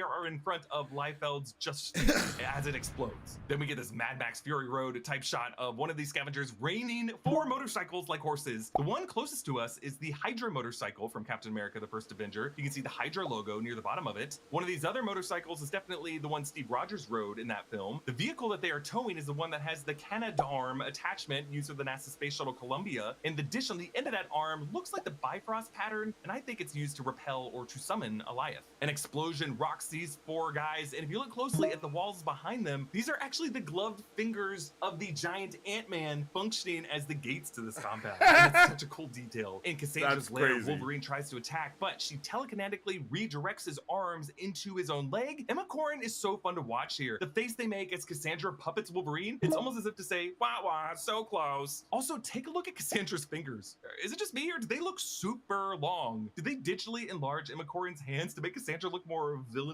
I don't know, it may just be the anamorphic lens that they seem to be using for a lot of these shots. Like, it's especially noticeable in the money shot of the giant Ant-Man head compound where you see all the cameos. Like, notice how the edges of that frame are just kind of like a little out of focus, a little like artistic, brushstrokey. That's what an anamorphic lens does as opposed to a spherical lens. But then we see Cassandra directing Wolverine's claws into the floor, and notice how even this floor is textured in some interesting way. It's almost like she scavenged this floor from somewhere else. And I want to say it could be like the walls of Camartage. It kind of just looks like there's different patterns and pieces to this floor with some like engravings on them. Okay, so Wolverine and Deadpool leap from their van, and the grip guards of Deadpool's katanas have these little Deadpool eyes on them. So when Deadpool stabs someone, the last thing they would see is just another little Deadpool face staring at them. Both Deadpool then Wolverine say, "Let's go, and then they take the huge leap from the eye hole of the Ant-Man skull, and then they leap into a sling ring portal. And one of these must have been cast by a sorcerer, awesome. maybe Doctor Strange, or Wong, or the Ancient One, or America Chavez, or Rintrah, or I guess technically Ned. In Spider-Man No Way Home, sling ring portals just like this were used to open a rift between universes to get the Andrew Garfield and Tobey Maguire Peter Parkers into the MCU. And I feel like that's where these two still are hella headed. weird. And I love how the lighting within Alioth behind this portal flickers just as they cross the portal threshold, which gives the shot some great purple versus gold color contrast as these two are silhouetted on white. And it recalls how in Spider-Man No Way Home, the purple reality rifts show incursions between universes. Now notice how this trailer whites out the destination. I don't think it's going to look like that in the movie. I think they just left it blank in this trailer to avoid a huge spoiler, and it lets our imaginations wander to fill in that blank canvas. But Where think do you about guys it. think they're What gonna setting go? would be so iconic that we would recognize it immediately? I'm thinking this is going to be one of the portals that Wong opened to the front line of the Battle of Earth and Avengers Endgame. And we're going to cycle back to that moment, and right as he says you wanted more, Deadpool and Wolverine are going to walk right into frame. And we're gonna see a replay of the Battle of Earth. Like, we're gonna hear Deadpool say, "I am Deadpool," as he snaps the Infinity Stone and Tony Stark's place to kill Thanos. Because the CinemaCon footage gave us this little tease that we see Deadpool in Thor's arms from Svartalfheim in Thor the Dark World, where Loki died, and Paradox says it's the future. But really, I think what they're saying with that is that Deadpool could cycle into any iconic MCU moment. So why not I Am Iron Man? And also in the CinemaCon footage, there was another moment that showed an earlier scene of the movie where Peter says, "We are Deadpool," and Deadpool rejects that. And I think the way Ryan Reynolds says, "I am Marvel Jesus," I am Marvel Jesus. I think this is to set him up to say Tony Stark's big line to say the MCU's anchor, Tony Stark, for him to say, "I am Deadpool." But That I would just be saw cool. this. If you look closely, you can see Cassandra Nova to the left of Wolverine as he's jumping through the portal, just on the edge of the sparks there, in the background, smiling at them with a raised eyebrow. And I think that might be blood on her mouth. So clearly, could you she imagine wants if them to all make of this is jump, from like and the maybe first she 15 plans on minutes of the following them. movie? Yo? Okay, the trailer ends with Wade and Blind Al at his birthday party, which was also in the CinemaCon footage. Because like it's very possible. Cocaine is the one thing that Feige said is off limits. What about Bolivian marching powder? They know all the slang terms. They have a list. Even snowboarding? Even this They have a list. It's crazy. Even Forrest Bump. So this pillow behind Al is the Smoko Macho Nacho Mochi plushie. It's a nacho dead from hot sauce. So basically what Conan O'Brien looks like now, I assume. Blind Al's cocaine calls back the past two films when their cocaine stash was hidden beneath the floorboards near The Cure for Blindness. Among their euphemisms for cocaine are White Girl Interrupted, a nod to the 1999 film with Winona Ryder and Angelina Jolie and Brittany Murphy, as well as Forrest Bump, which other than rhyming with Forrest Gump, I choose to think it's a reference to how Forrest Gump can't stop running. Or maybe a reference to when Jenny tried to jump off a ledge after doing lines. Now, to be clear, cocaine was referenced in the MCU in an episode of Miss Marvel, so Feige doesn't have that hard of a rule against it. But Blind Al ends this by saying, "Do you want to build a snowman?" Of course, referencing Frozen. And Wade says that she just wants to, but can't. Yo, and it reminds that's us what how the issue in Deadpool is. 2, Wade watches the Barbra Streisand musical film Yentl and makes this observation. Can you hear me? Is it just me, or do you want to build a snowman from Frozen sound suspiciously like Papa Can You Hear Me from Yentl? So we must end this trailer breakdown with our Taylor Swift Damn. Dazzler watch. If you've been following New Rockstars, you know that since the NFL playoffs, I've been looking closely at Taylor Swift's connections to Ryan Reynolds and Sean Levy and Hugh Jackman to see if she could cameo in this movie, maybe to play the mutant Dazzler, as it seemed like she was. Yo, they just dropped the in Dazzler 2016's comic. X-Men Apocalypse, because she was like friends with Sophie Turner, and there's like a photo of her with like a Dazzler album cover, and I was totally ready to just give up on this theory, but then. Last week, Taylor Swift releases her new album, The Tortured Poets Department, and the final track on the standard edition of that album, Clara Bow, ends with her singing this word. The future's bright, dazzling. Dazzling. I mean, come on. Taylor Swift is known for Easter eggs in her songs pointing to her past boyfriends, including Tom Hiddleston, and her future career moves. I'm not saying this is like a smoking gun, but the clues are at least pointing in that direction. Comment down below with what you love the most about this trailer. Damn, Follow me now at you EA ain't Ross. lying. Subscribe to all 3 channels in the New Rocks. I can see that. That's definitely that's definitely interesting. I'm not gonna lie, yo. I like that, yo. W video coming from New Rockstars, yo. W video. Hopefully we can get that big one day. You feel me? That's the way I'm trying to have Marvel Bros. You know what I'm saying? have a whole conglomerate of things going down over here. But yo, I would like to see Taylor Swift as Dazzler. I would like to see all the things that he was talking about just now. It all sounds doable. It sounds pretty fun too, if I do say so myself. Let me know how y'all feel about it, for real. I'm gonna have to run, guys. I'll have to come back for the rest of your theories later. Peace. Yo, you have a good one. You have a good one, Marisu. The next thing that we're about to talk about is all of the different banners that Marvel has introduced lately. There's been a ton. There's a ton of banners that Marvel has introduced within the last 6 months, to be completely honest. And we are going to talk about them. We're going to talk about them and break them down. Let me see. Where is...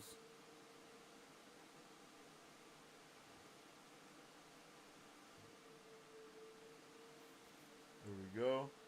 I don't know where the top to my Apple Pencil went, but it's all right. Let's go ahead and go screen size. Bam. We're going to screen share to OBS. Now we're going to mirror to OBS, actually. OBS. Where's that? Boom. Bam. All right. So like I said, we're about to talk about all of the different banners that have been introduced into Marvel within these last... There's been literally zero time that's been introduced, yo. They've introduced so many more banners as of late. I have them right here on the whiteboard. I'll go into those later. It's kind of hard to see it on here, so that's why I got the handy dandy iPad out, so we can kind of talk about all of that shit a little bit easier, and I can kind of write my thoughts out as to what's going on here. Come on, get out of here. And then we're going to also put this in D&D. Let's do that and do that and do not disturb. Can I actually turn it this way? Oops. Wait. Turn that upside down. Bam. There we go. And now we're going to screen lock that, baby. Boom. All right. Let's get it, my beautiful people. What, here? Yeah, let's go here with it, and then we're going to change this window to that. Okay. Okay, there we go. So like I said, there are hella new banners that have been introduced into Marvel Studios recently, right? We have a ton of them, okay? I'm going to try to break them all down and kind of talk about them so we can kind of have a little bit of a better understanding of what's going on here, okay? I'm going to take you from normie to nerdy. That's basically it. That's what I like to do, is take a lot of the general, not necessarily general audiences, but I like to help people go from normie to nerdy to understand what's going on the back end, out of universe and universe in universe when it comes to the MCU. So last time on Normie to Nerdy, we had broke down specifically. Okay, so last time on Normie to Nerdy, we broke down multiverses, timelines, all that stuff with and how it works with the Foxverse, and so on and so forth. This time around, we're going to be talking about Marvel. Whoa, that's a little bit too. No, that might be okay. Marvel. No, that's too thick. Let's decrease the thickness. There we go. Marvel Studios. No, let's go Marvel banners. That's what we're gonna say. Marvel banners, okay? Because there's 5 to 6 of them right now. There's 5 to 6 banners that are going on currently, okay? And the first one is, we're going to start it off pretty simple, and that's Studios, okay? Studios. Plain and simple. We all know that banner. We all know what that is. We all know about Marvel Studios, okay? Let's keep it this one. All right. The next one, television. That's one of the newer ones that's been introduced. Well, okay. Let's do it like this. Television. And then we have Spotlight.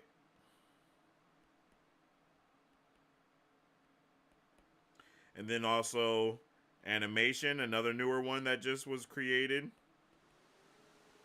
And then, of course, we can't forget about the special... The special presentations.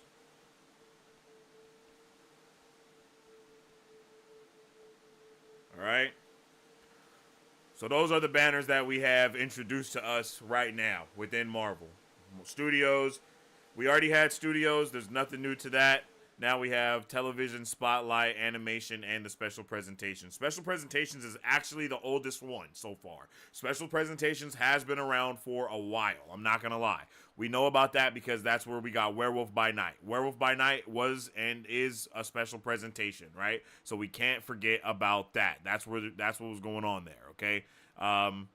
And I think that's the first and one of the only special presentations that we have currently. If I'm not mistaken, we might have more, but I think that's the only one that we have is the, right? Werewolf by Night. Yeah. Werewolf by Night is the only special presentation we have currently. We don't know what they're doing, if special presentations are going to be something that they continue to do, but we know that up until this point, that's what's been going on, right? All right, so we got that there. So let's zoom in over here a little bit and wait. I want like a little box over here. Let's go ahead. Yeah, let's make a little box down here. Boom, and then boom. All right, and we're gonna zoom into this little box. Bam. Okay, so like we were just talking about, we have Guardians Holiday Special. Thanks for that, Ray. I appreciate you. That's a fact. Guardians Holiday Special. So we have 2 special presentations so far. So I'm going to talk now. We're going to kind of categorize them a little bit more, okay? So we have, I'm just going to do studios, television. No, this is bad. Maybe I should make a whole new one.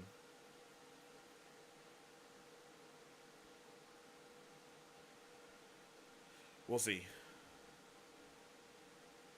Let's see. Can we go about 4 on that? Okay, so we got studios,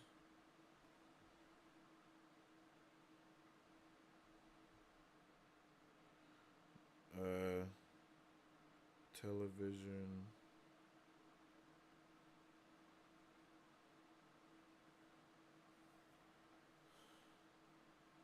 spotlight,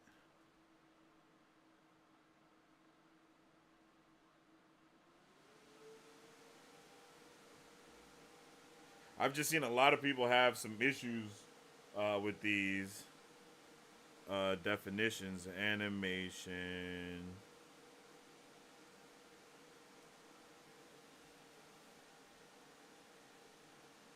Okay. This is what we'll do.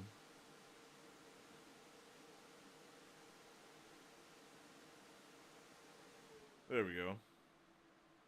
And then we'll just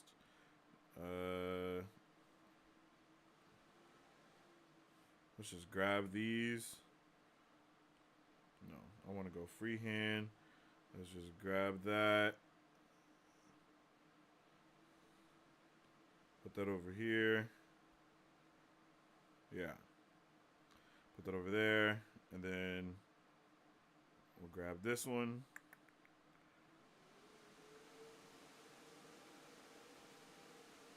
Real quick. Whoa, whoa, whoa, whoa, whoa, whoa, whoa.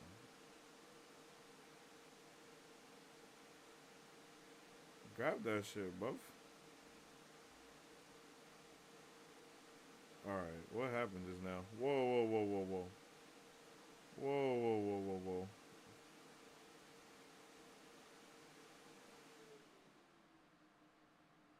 And then let's grab that and move it. Why isn't it letting me move it? I just did this. You're not about to act like I didn't just do this. What? Yeah. I can finagle too. You want to be finangled? No Diddy. What? Television. Let's get spotlight.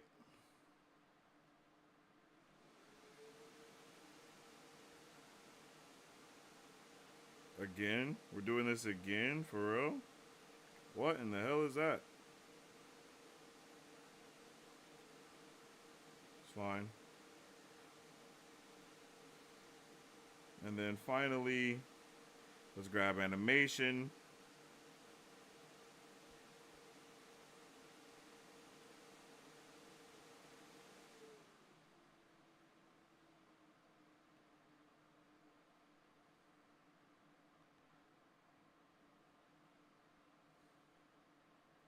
And then special. Oh, whoops.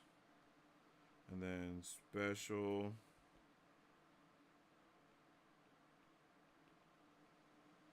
Presentation. Right? Okay. So we have our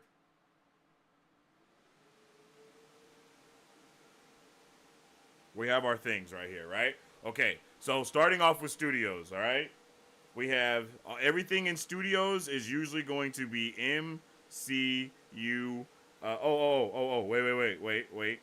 I have more breakdowns here, all right? So let me click that, click this. Let me check the notes real quick just to make sure. Okay. So studios is going to be specific. Television is going to be adjacent. And then spotlight is general.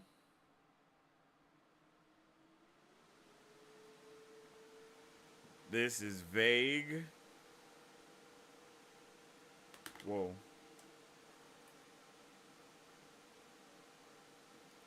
Vague. And this is all the above. Okay? So that's the next thing right there. Maybe I should have done that in a different color. Hold on. Sorry.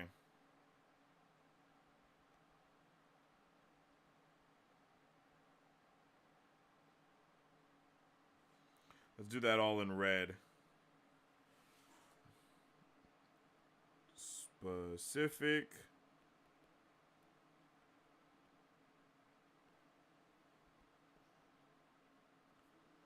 Adjacent. What did I say spotlight was? General.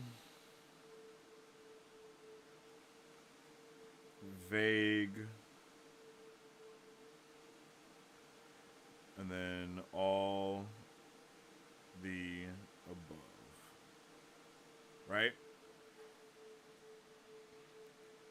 So what does that mean? You might be asking. What the hell does all of those words you just say mean? Right? I know it could be confusing. So what this means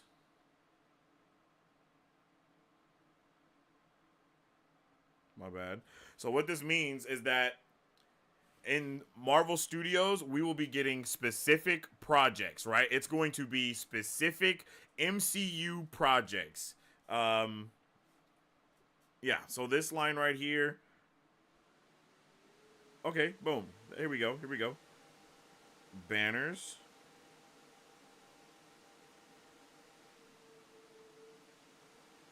And then this is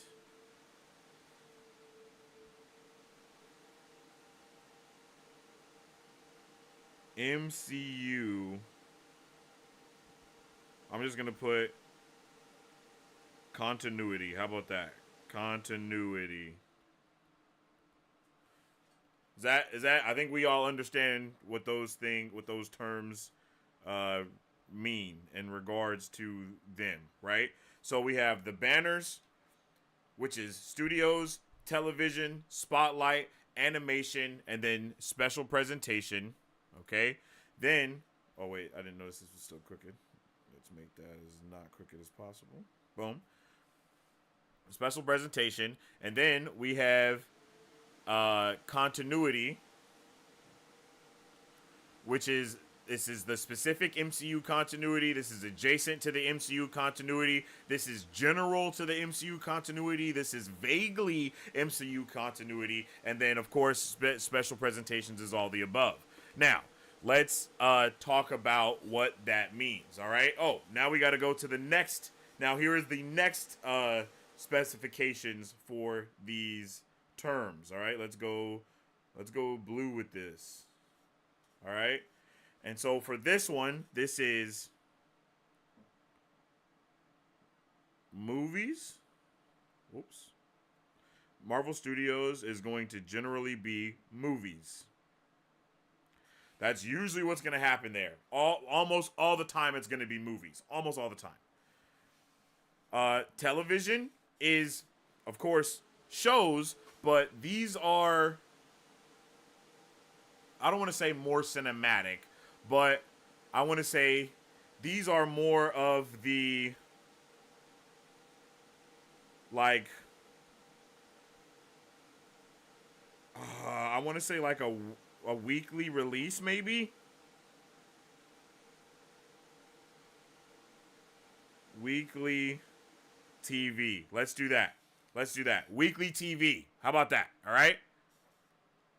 So we'll do weekly TV for television. All right? So what Marvel Television will be is your Daredevils every week popping off. I think WandaVision would technically be, I think all of the stuff that we've gotten from Disney Plus outside of Echo and the special presentations have been Marvel Television. So Falcon and the Winter Soldier, where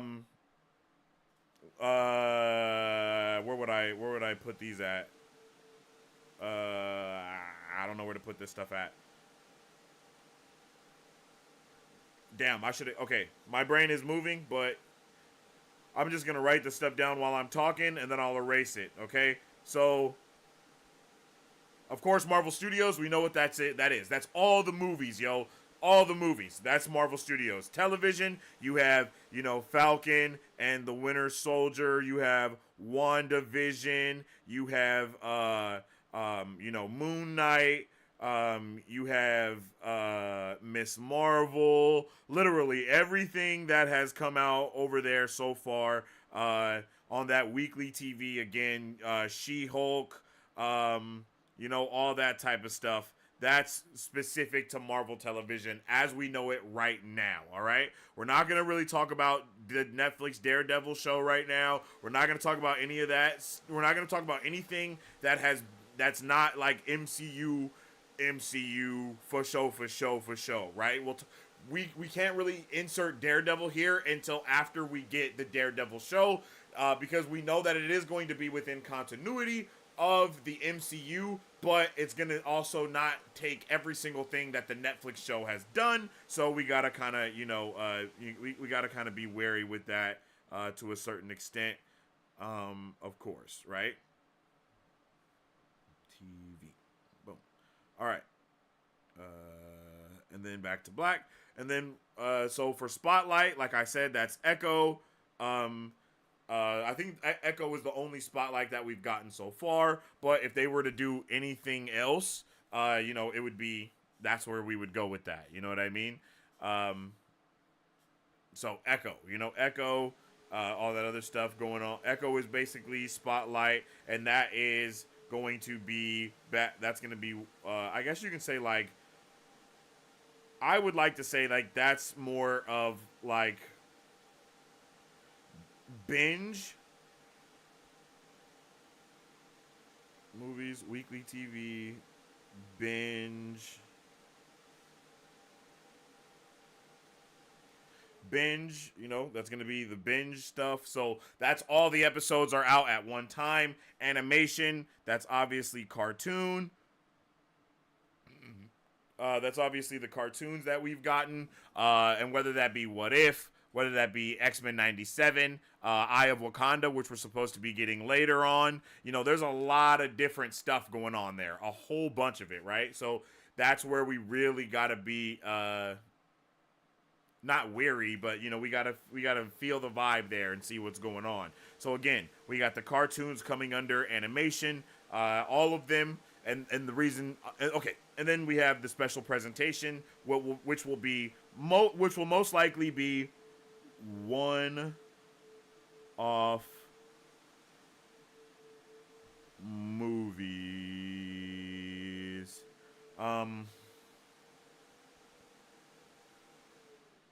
Let's just say one-offs.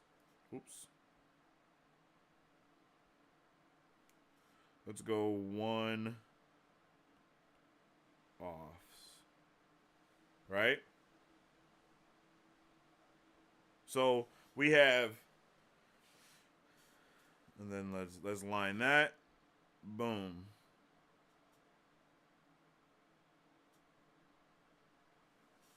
Okay? So we have movies, weekly TV, binge, cartoon, and then the one-offs, okay? We have it all, we have it in that order of what's going on there, all right? So, all right, now, to get a little bit more specific yet again, let's go to green this time.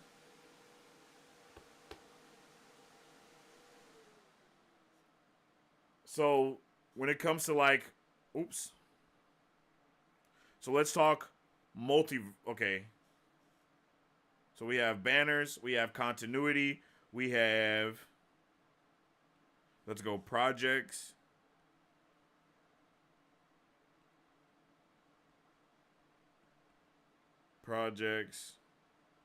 Right? And then next off would be, I guess,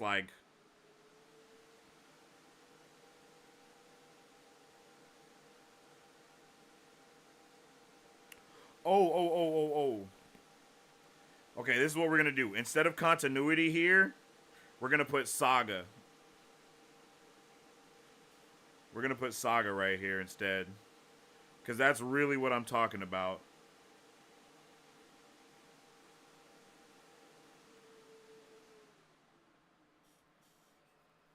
Right? So we have...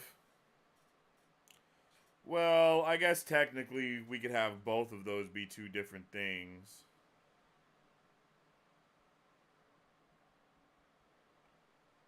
Yeah, okay, let's keep that there, and then we'll go ahead and put saga here. Okay, saga. So that means multiverse saga, the Infinity Saga, saga-specific things, right? So... And then we're going to use the specific, adjacent, general, vague, and all the above to kind of generalize with that stuff too. Well, no, because it's the same thing. Continuity and saga are basically the same thing because... No, it's not. It's not the same thing. I lied.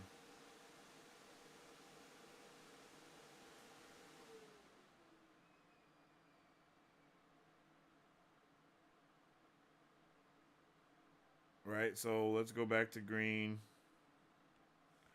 And then I'm going to put... These are saga specific.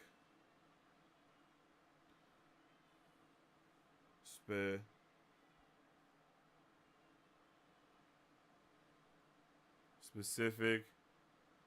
Right? And then for Marvel Television, that stuff is probably going to usually be... also specific, because I mean, I guess it's more the character arcs of the characters that are also in the multiverse saga, right? So that is also that is adjacent. It is adjacent. I'll say that is adjacent. That's pretty easy to say. And then, yeah, I guess these are basically the same.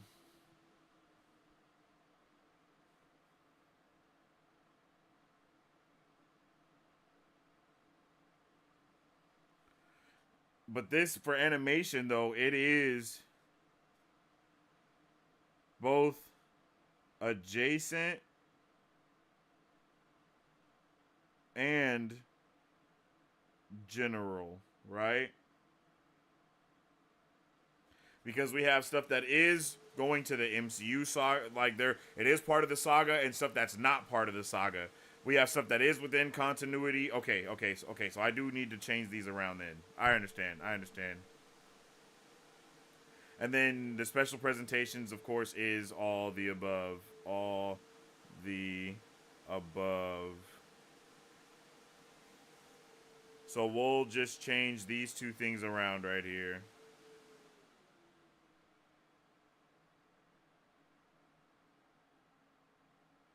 Yeah. We're going to take this one.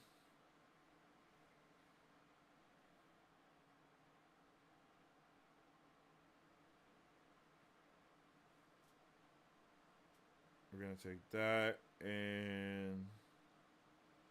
Why can't I grab it? That's so weird. Oh, there we go.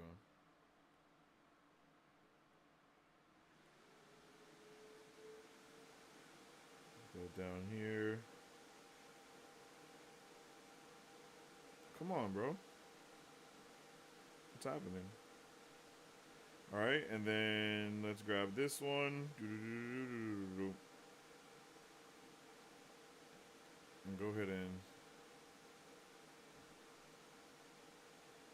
put that up here. I don't know why it's doing that weird shit for real. Oh no. Okay. Fuck all that. Whoa.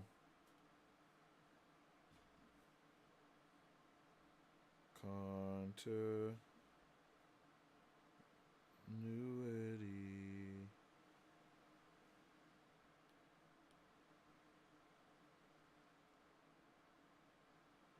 Bam.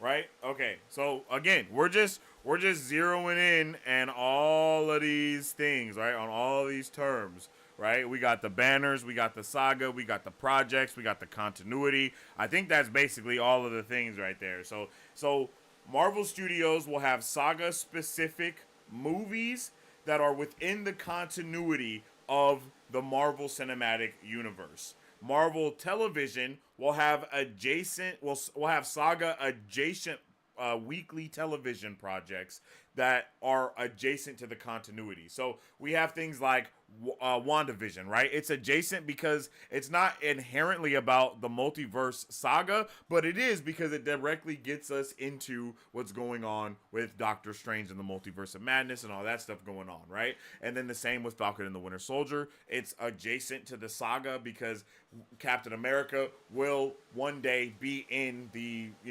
multiverse stuff. All these characters will be in Secret Wars in the multiverse saga, right? So that's why it's adjacent to what's going on there. They're not inherently a part of everything that's going on, actively doing something to build this multiversal stuff going on that's usually going to be done in the movies, other than Loki, right? Loki did a big thing for being multiversal saga, like setting all that stuff up within that weekly television vibe. And of course that is also adjacent, but it is specific as well, so it kind of balances between both of those for the television. As for Spotlight, the two things that we have gotten for Spotlight, Spotlight is going to be like generally about the saga, like it's going to be generally connected to the saga.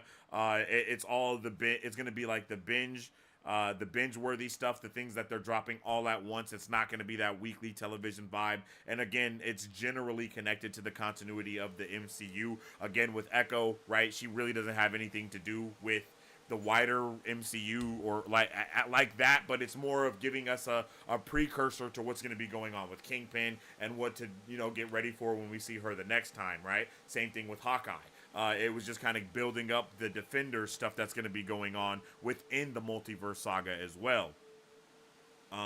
And then with the animation, it's going to be vaguely connected to this to the multiverse saga, as we've seen with like What If, right? That is heavily connected to the What If stuff that's going on. I mean, obviously. And then we see, you know, X-Men 97, that's kind of connected because we have the Watcher coming in there, but you know, X-Men 97 isn't inherently connected to the MCU in any way, shape, or form. So, you know, we gotta see what's going on there. And that's vaguely connected to the sagas. It's all the cartoon-esque projects, and of course, the continuity is adjacent and general to the MCU saga, to the multiverse. To the continuity of what it's going on, but not really, right? Okay. And then we have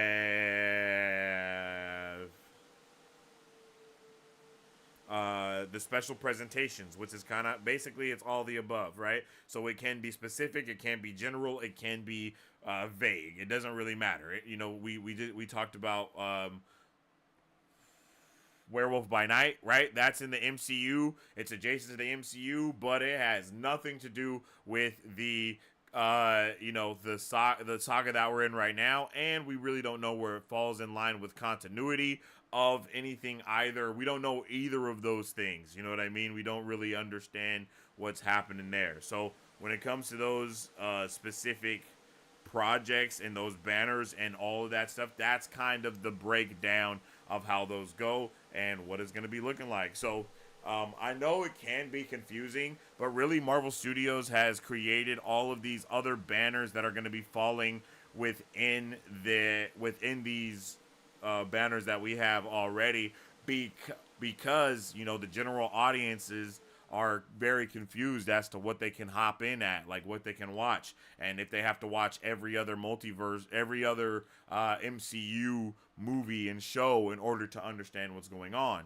And the answer has always been, of course you don't ever have to watch everything to enjoy it, right? If you will enjoy this regardless. It's just you'll have a little bit more context that you wouldn't have before if you didn't watch this other stuff. But it goes the same for comics. It's not like you don't have to read every single comic before you go and watch a Marvel movie to understand what's going on. You can enjoy that movie without ever watching a comic ever, because that's how these movies are made, or reading a comic ever. Like that's how these movies are made. And it goes the same for the past movies. Like you don't really need to watch it, but you can. Like, you know, it's not, you don't need to, but you can. It's made to be self-sufficient. It's made to also be awesome. They will give you those flashbacks of other things that have gone on in other movies and so on and so forth. So, you know, you don't have to really be too nervous about it, but it's all right there. You know, it's all right there. That's what it is, and that's what it's going to be, as far as it goes for that. You feel me? All right. So if you guys have any questions, let me know. But until then, we're going to jump in the chat and see what's popping. We got some catching up to do. Throw that over there.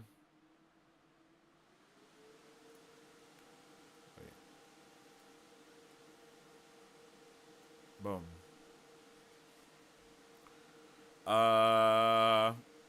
What was the Thor roommate thing? Was that a special too?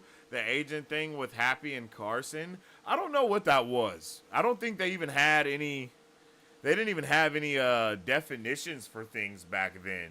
I think that was just like a thing that they did. I think it was a short, to be completely honest.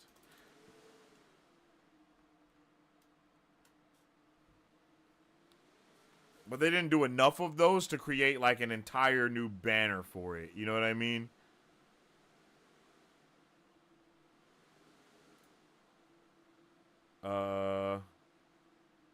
Yeah, those were called one-shots. Those were Marvel one-shots.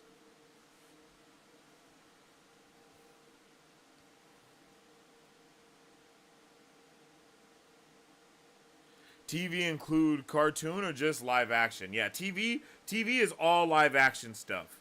Animation is what's gonna hold all those cartoon things, for sure. That's like What If, Eye of Wakanda, Spider-Man freshman year, X-Men 97, all of that is within the animation, under the animation, Marvel animation banner. And, you know, like I said, that stuff is it's very vaguely connected to what we have going on within the actual MCU, right? It's like super vaguely connected. It's not a one of one, of course, but it's in that realm. You know what I'm saying? It's definitely somewhere in that realm.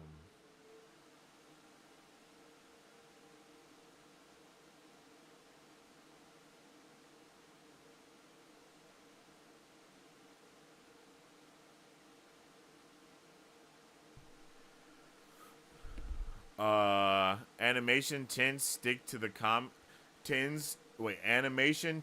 stick to the comics, whereas studios have created a new timeline. Yeah, that's a safe thing to say.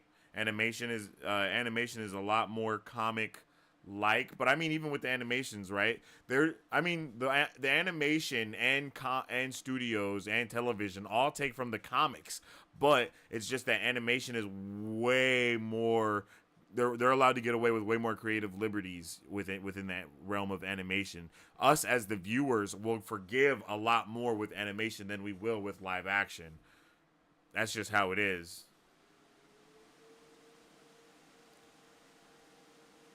Cartoon is in animation. Yeah. I think animation should be original. Well, not necessarily, because you have like What If, and that's not really an original thing.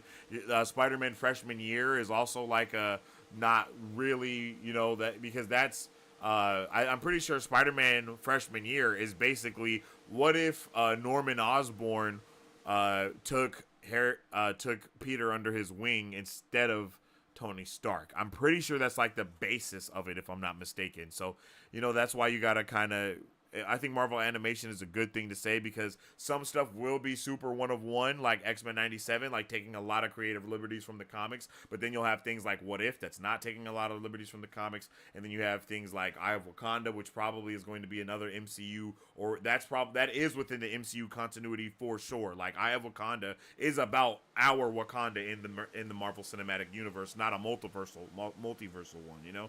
So it's, you know, there's a lot of stuff going on within the animation banner, so I appreciate it. Agents of S.H.I.E.L.D. is vaguely canon, even though Sif is in the show and Nick Fury is too. Yeah, Agents of S.H.I.E.L.D. is much like Daredevil, and if they say it's canon, it is, but they haven't said it yet, so it's not. That's basically what's going on there. But with Daredevil, they've said that, like, yo, it is canon. So, you know, like that is going to be canon. It's just not, they're not going to take every single thing that they did in the Netflix show, I don't think, as law. They might, but I don't believe that they are, but it is a possibility. Robbie Reyes Ghost Rider, vaguely canon. I mean, yeah, exactly. That shit is vaguely canon, because even their Darkhold was different from the Darkhold that we have, right? They're like, all of Robbie's Ghost Rider's arc was basically wrapped around the Darkhold, and that Darkhold looks extremely different from ours. And if they wanted it to be the same universe, they would have made them look the same. But they can also do something like there was some magic spell on it that made it look different if they want to. And I'm pretty sure we're going to be diving deeper into the Darkhold within Agatha Coven of Chaos that's coming out as well. So we got some hype to look forward to within that. Agents of S.H.I.E.L.D. was actually fantastic with keeping to film releases and timelines. Yeah, I agree. They did a perfect job of like having it be right there in the background. It's just they went above and beyond anything that was even implemented in the MCU yet. You know, they did time travel, and then it's like the MCU was like, oh, we got to figure out how to do time travel. We got to create it. You know, it's like there's a lot of stuff going on.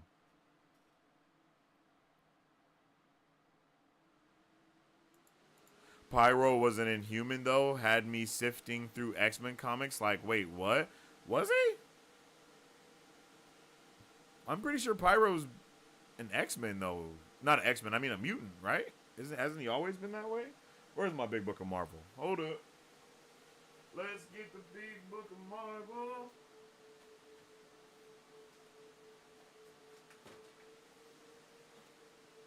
So we can see what's going on. All right. P is for Pyro.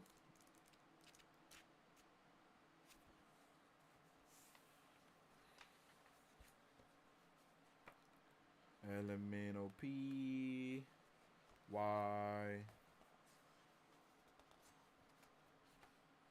R.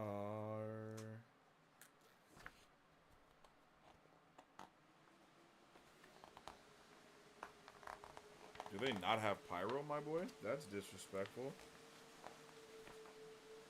Come on, G. No way. There's no way they don't have Pyro in this book.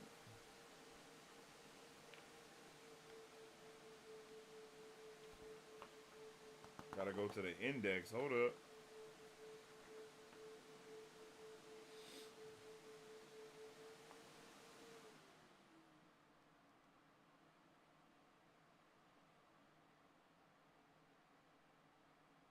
$283.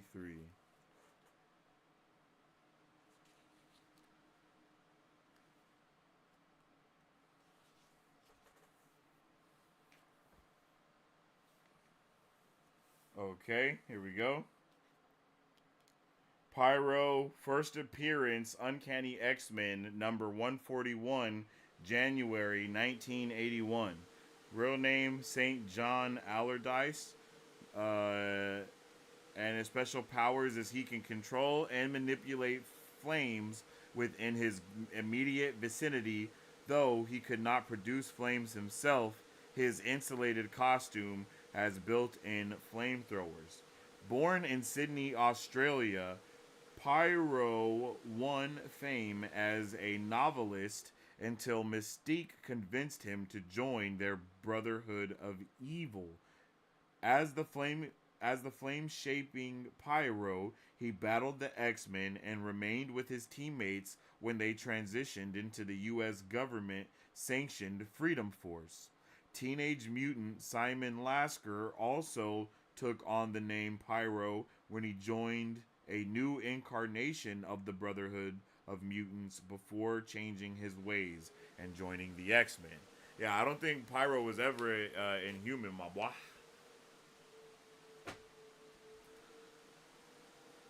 Agents of S.H.I.E.L.D. also introduced sling ring portals. Really? I don't remember that at all.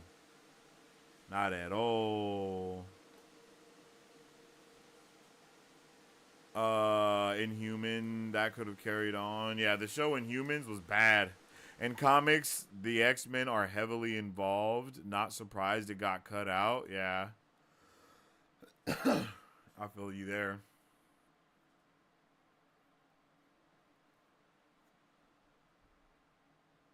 I like Black Bolt, but they cut Medusa's hair.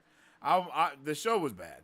Left Adelan. Yeah, I like that they were on the moon, but then they left. Exactly. There is a lot of crossovers. I think all animation is non-canon. Nah. Eyes of Wakanda is for sure going to be canon. For sure. And then What If is canon adjacent. Because it's the multiverse of the MCU. And don't forget, in What If, we see Yggdrasil at the end, and that's the multiversal tree that Loki makes. And we see the Watcher in I Am Groot as well.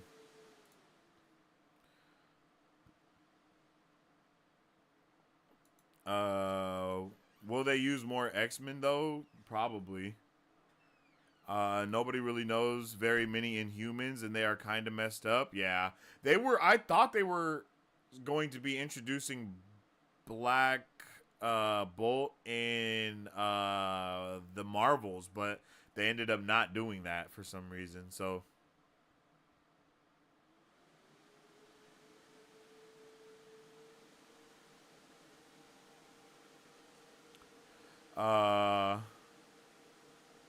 X-Men was always about discrimination against mutants and trying to advocate for mutant rights.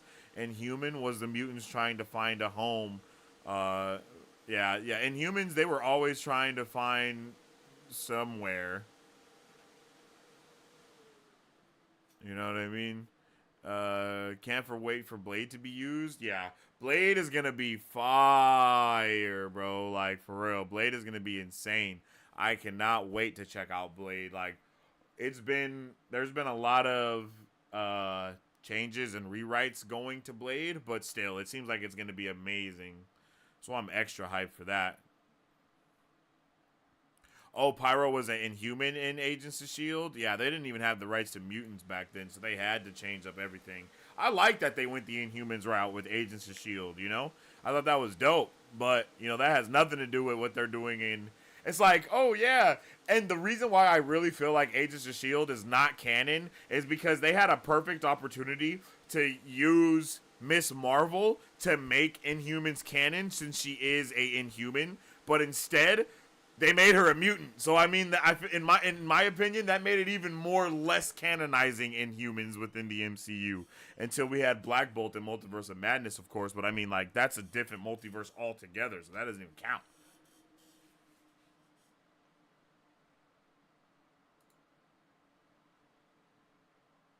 Zaza. But yeah, man. There's a lot of hype to be going. There's a lot of hype around. There's a lot of hype to be had. You know what I'm saying? Like,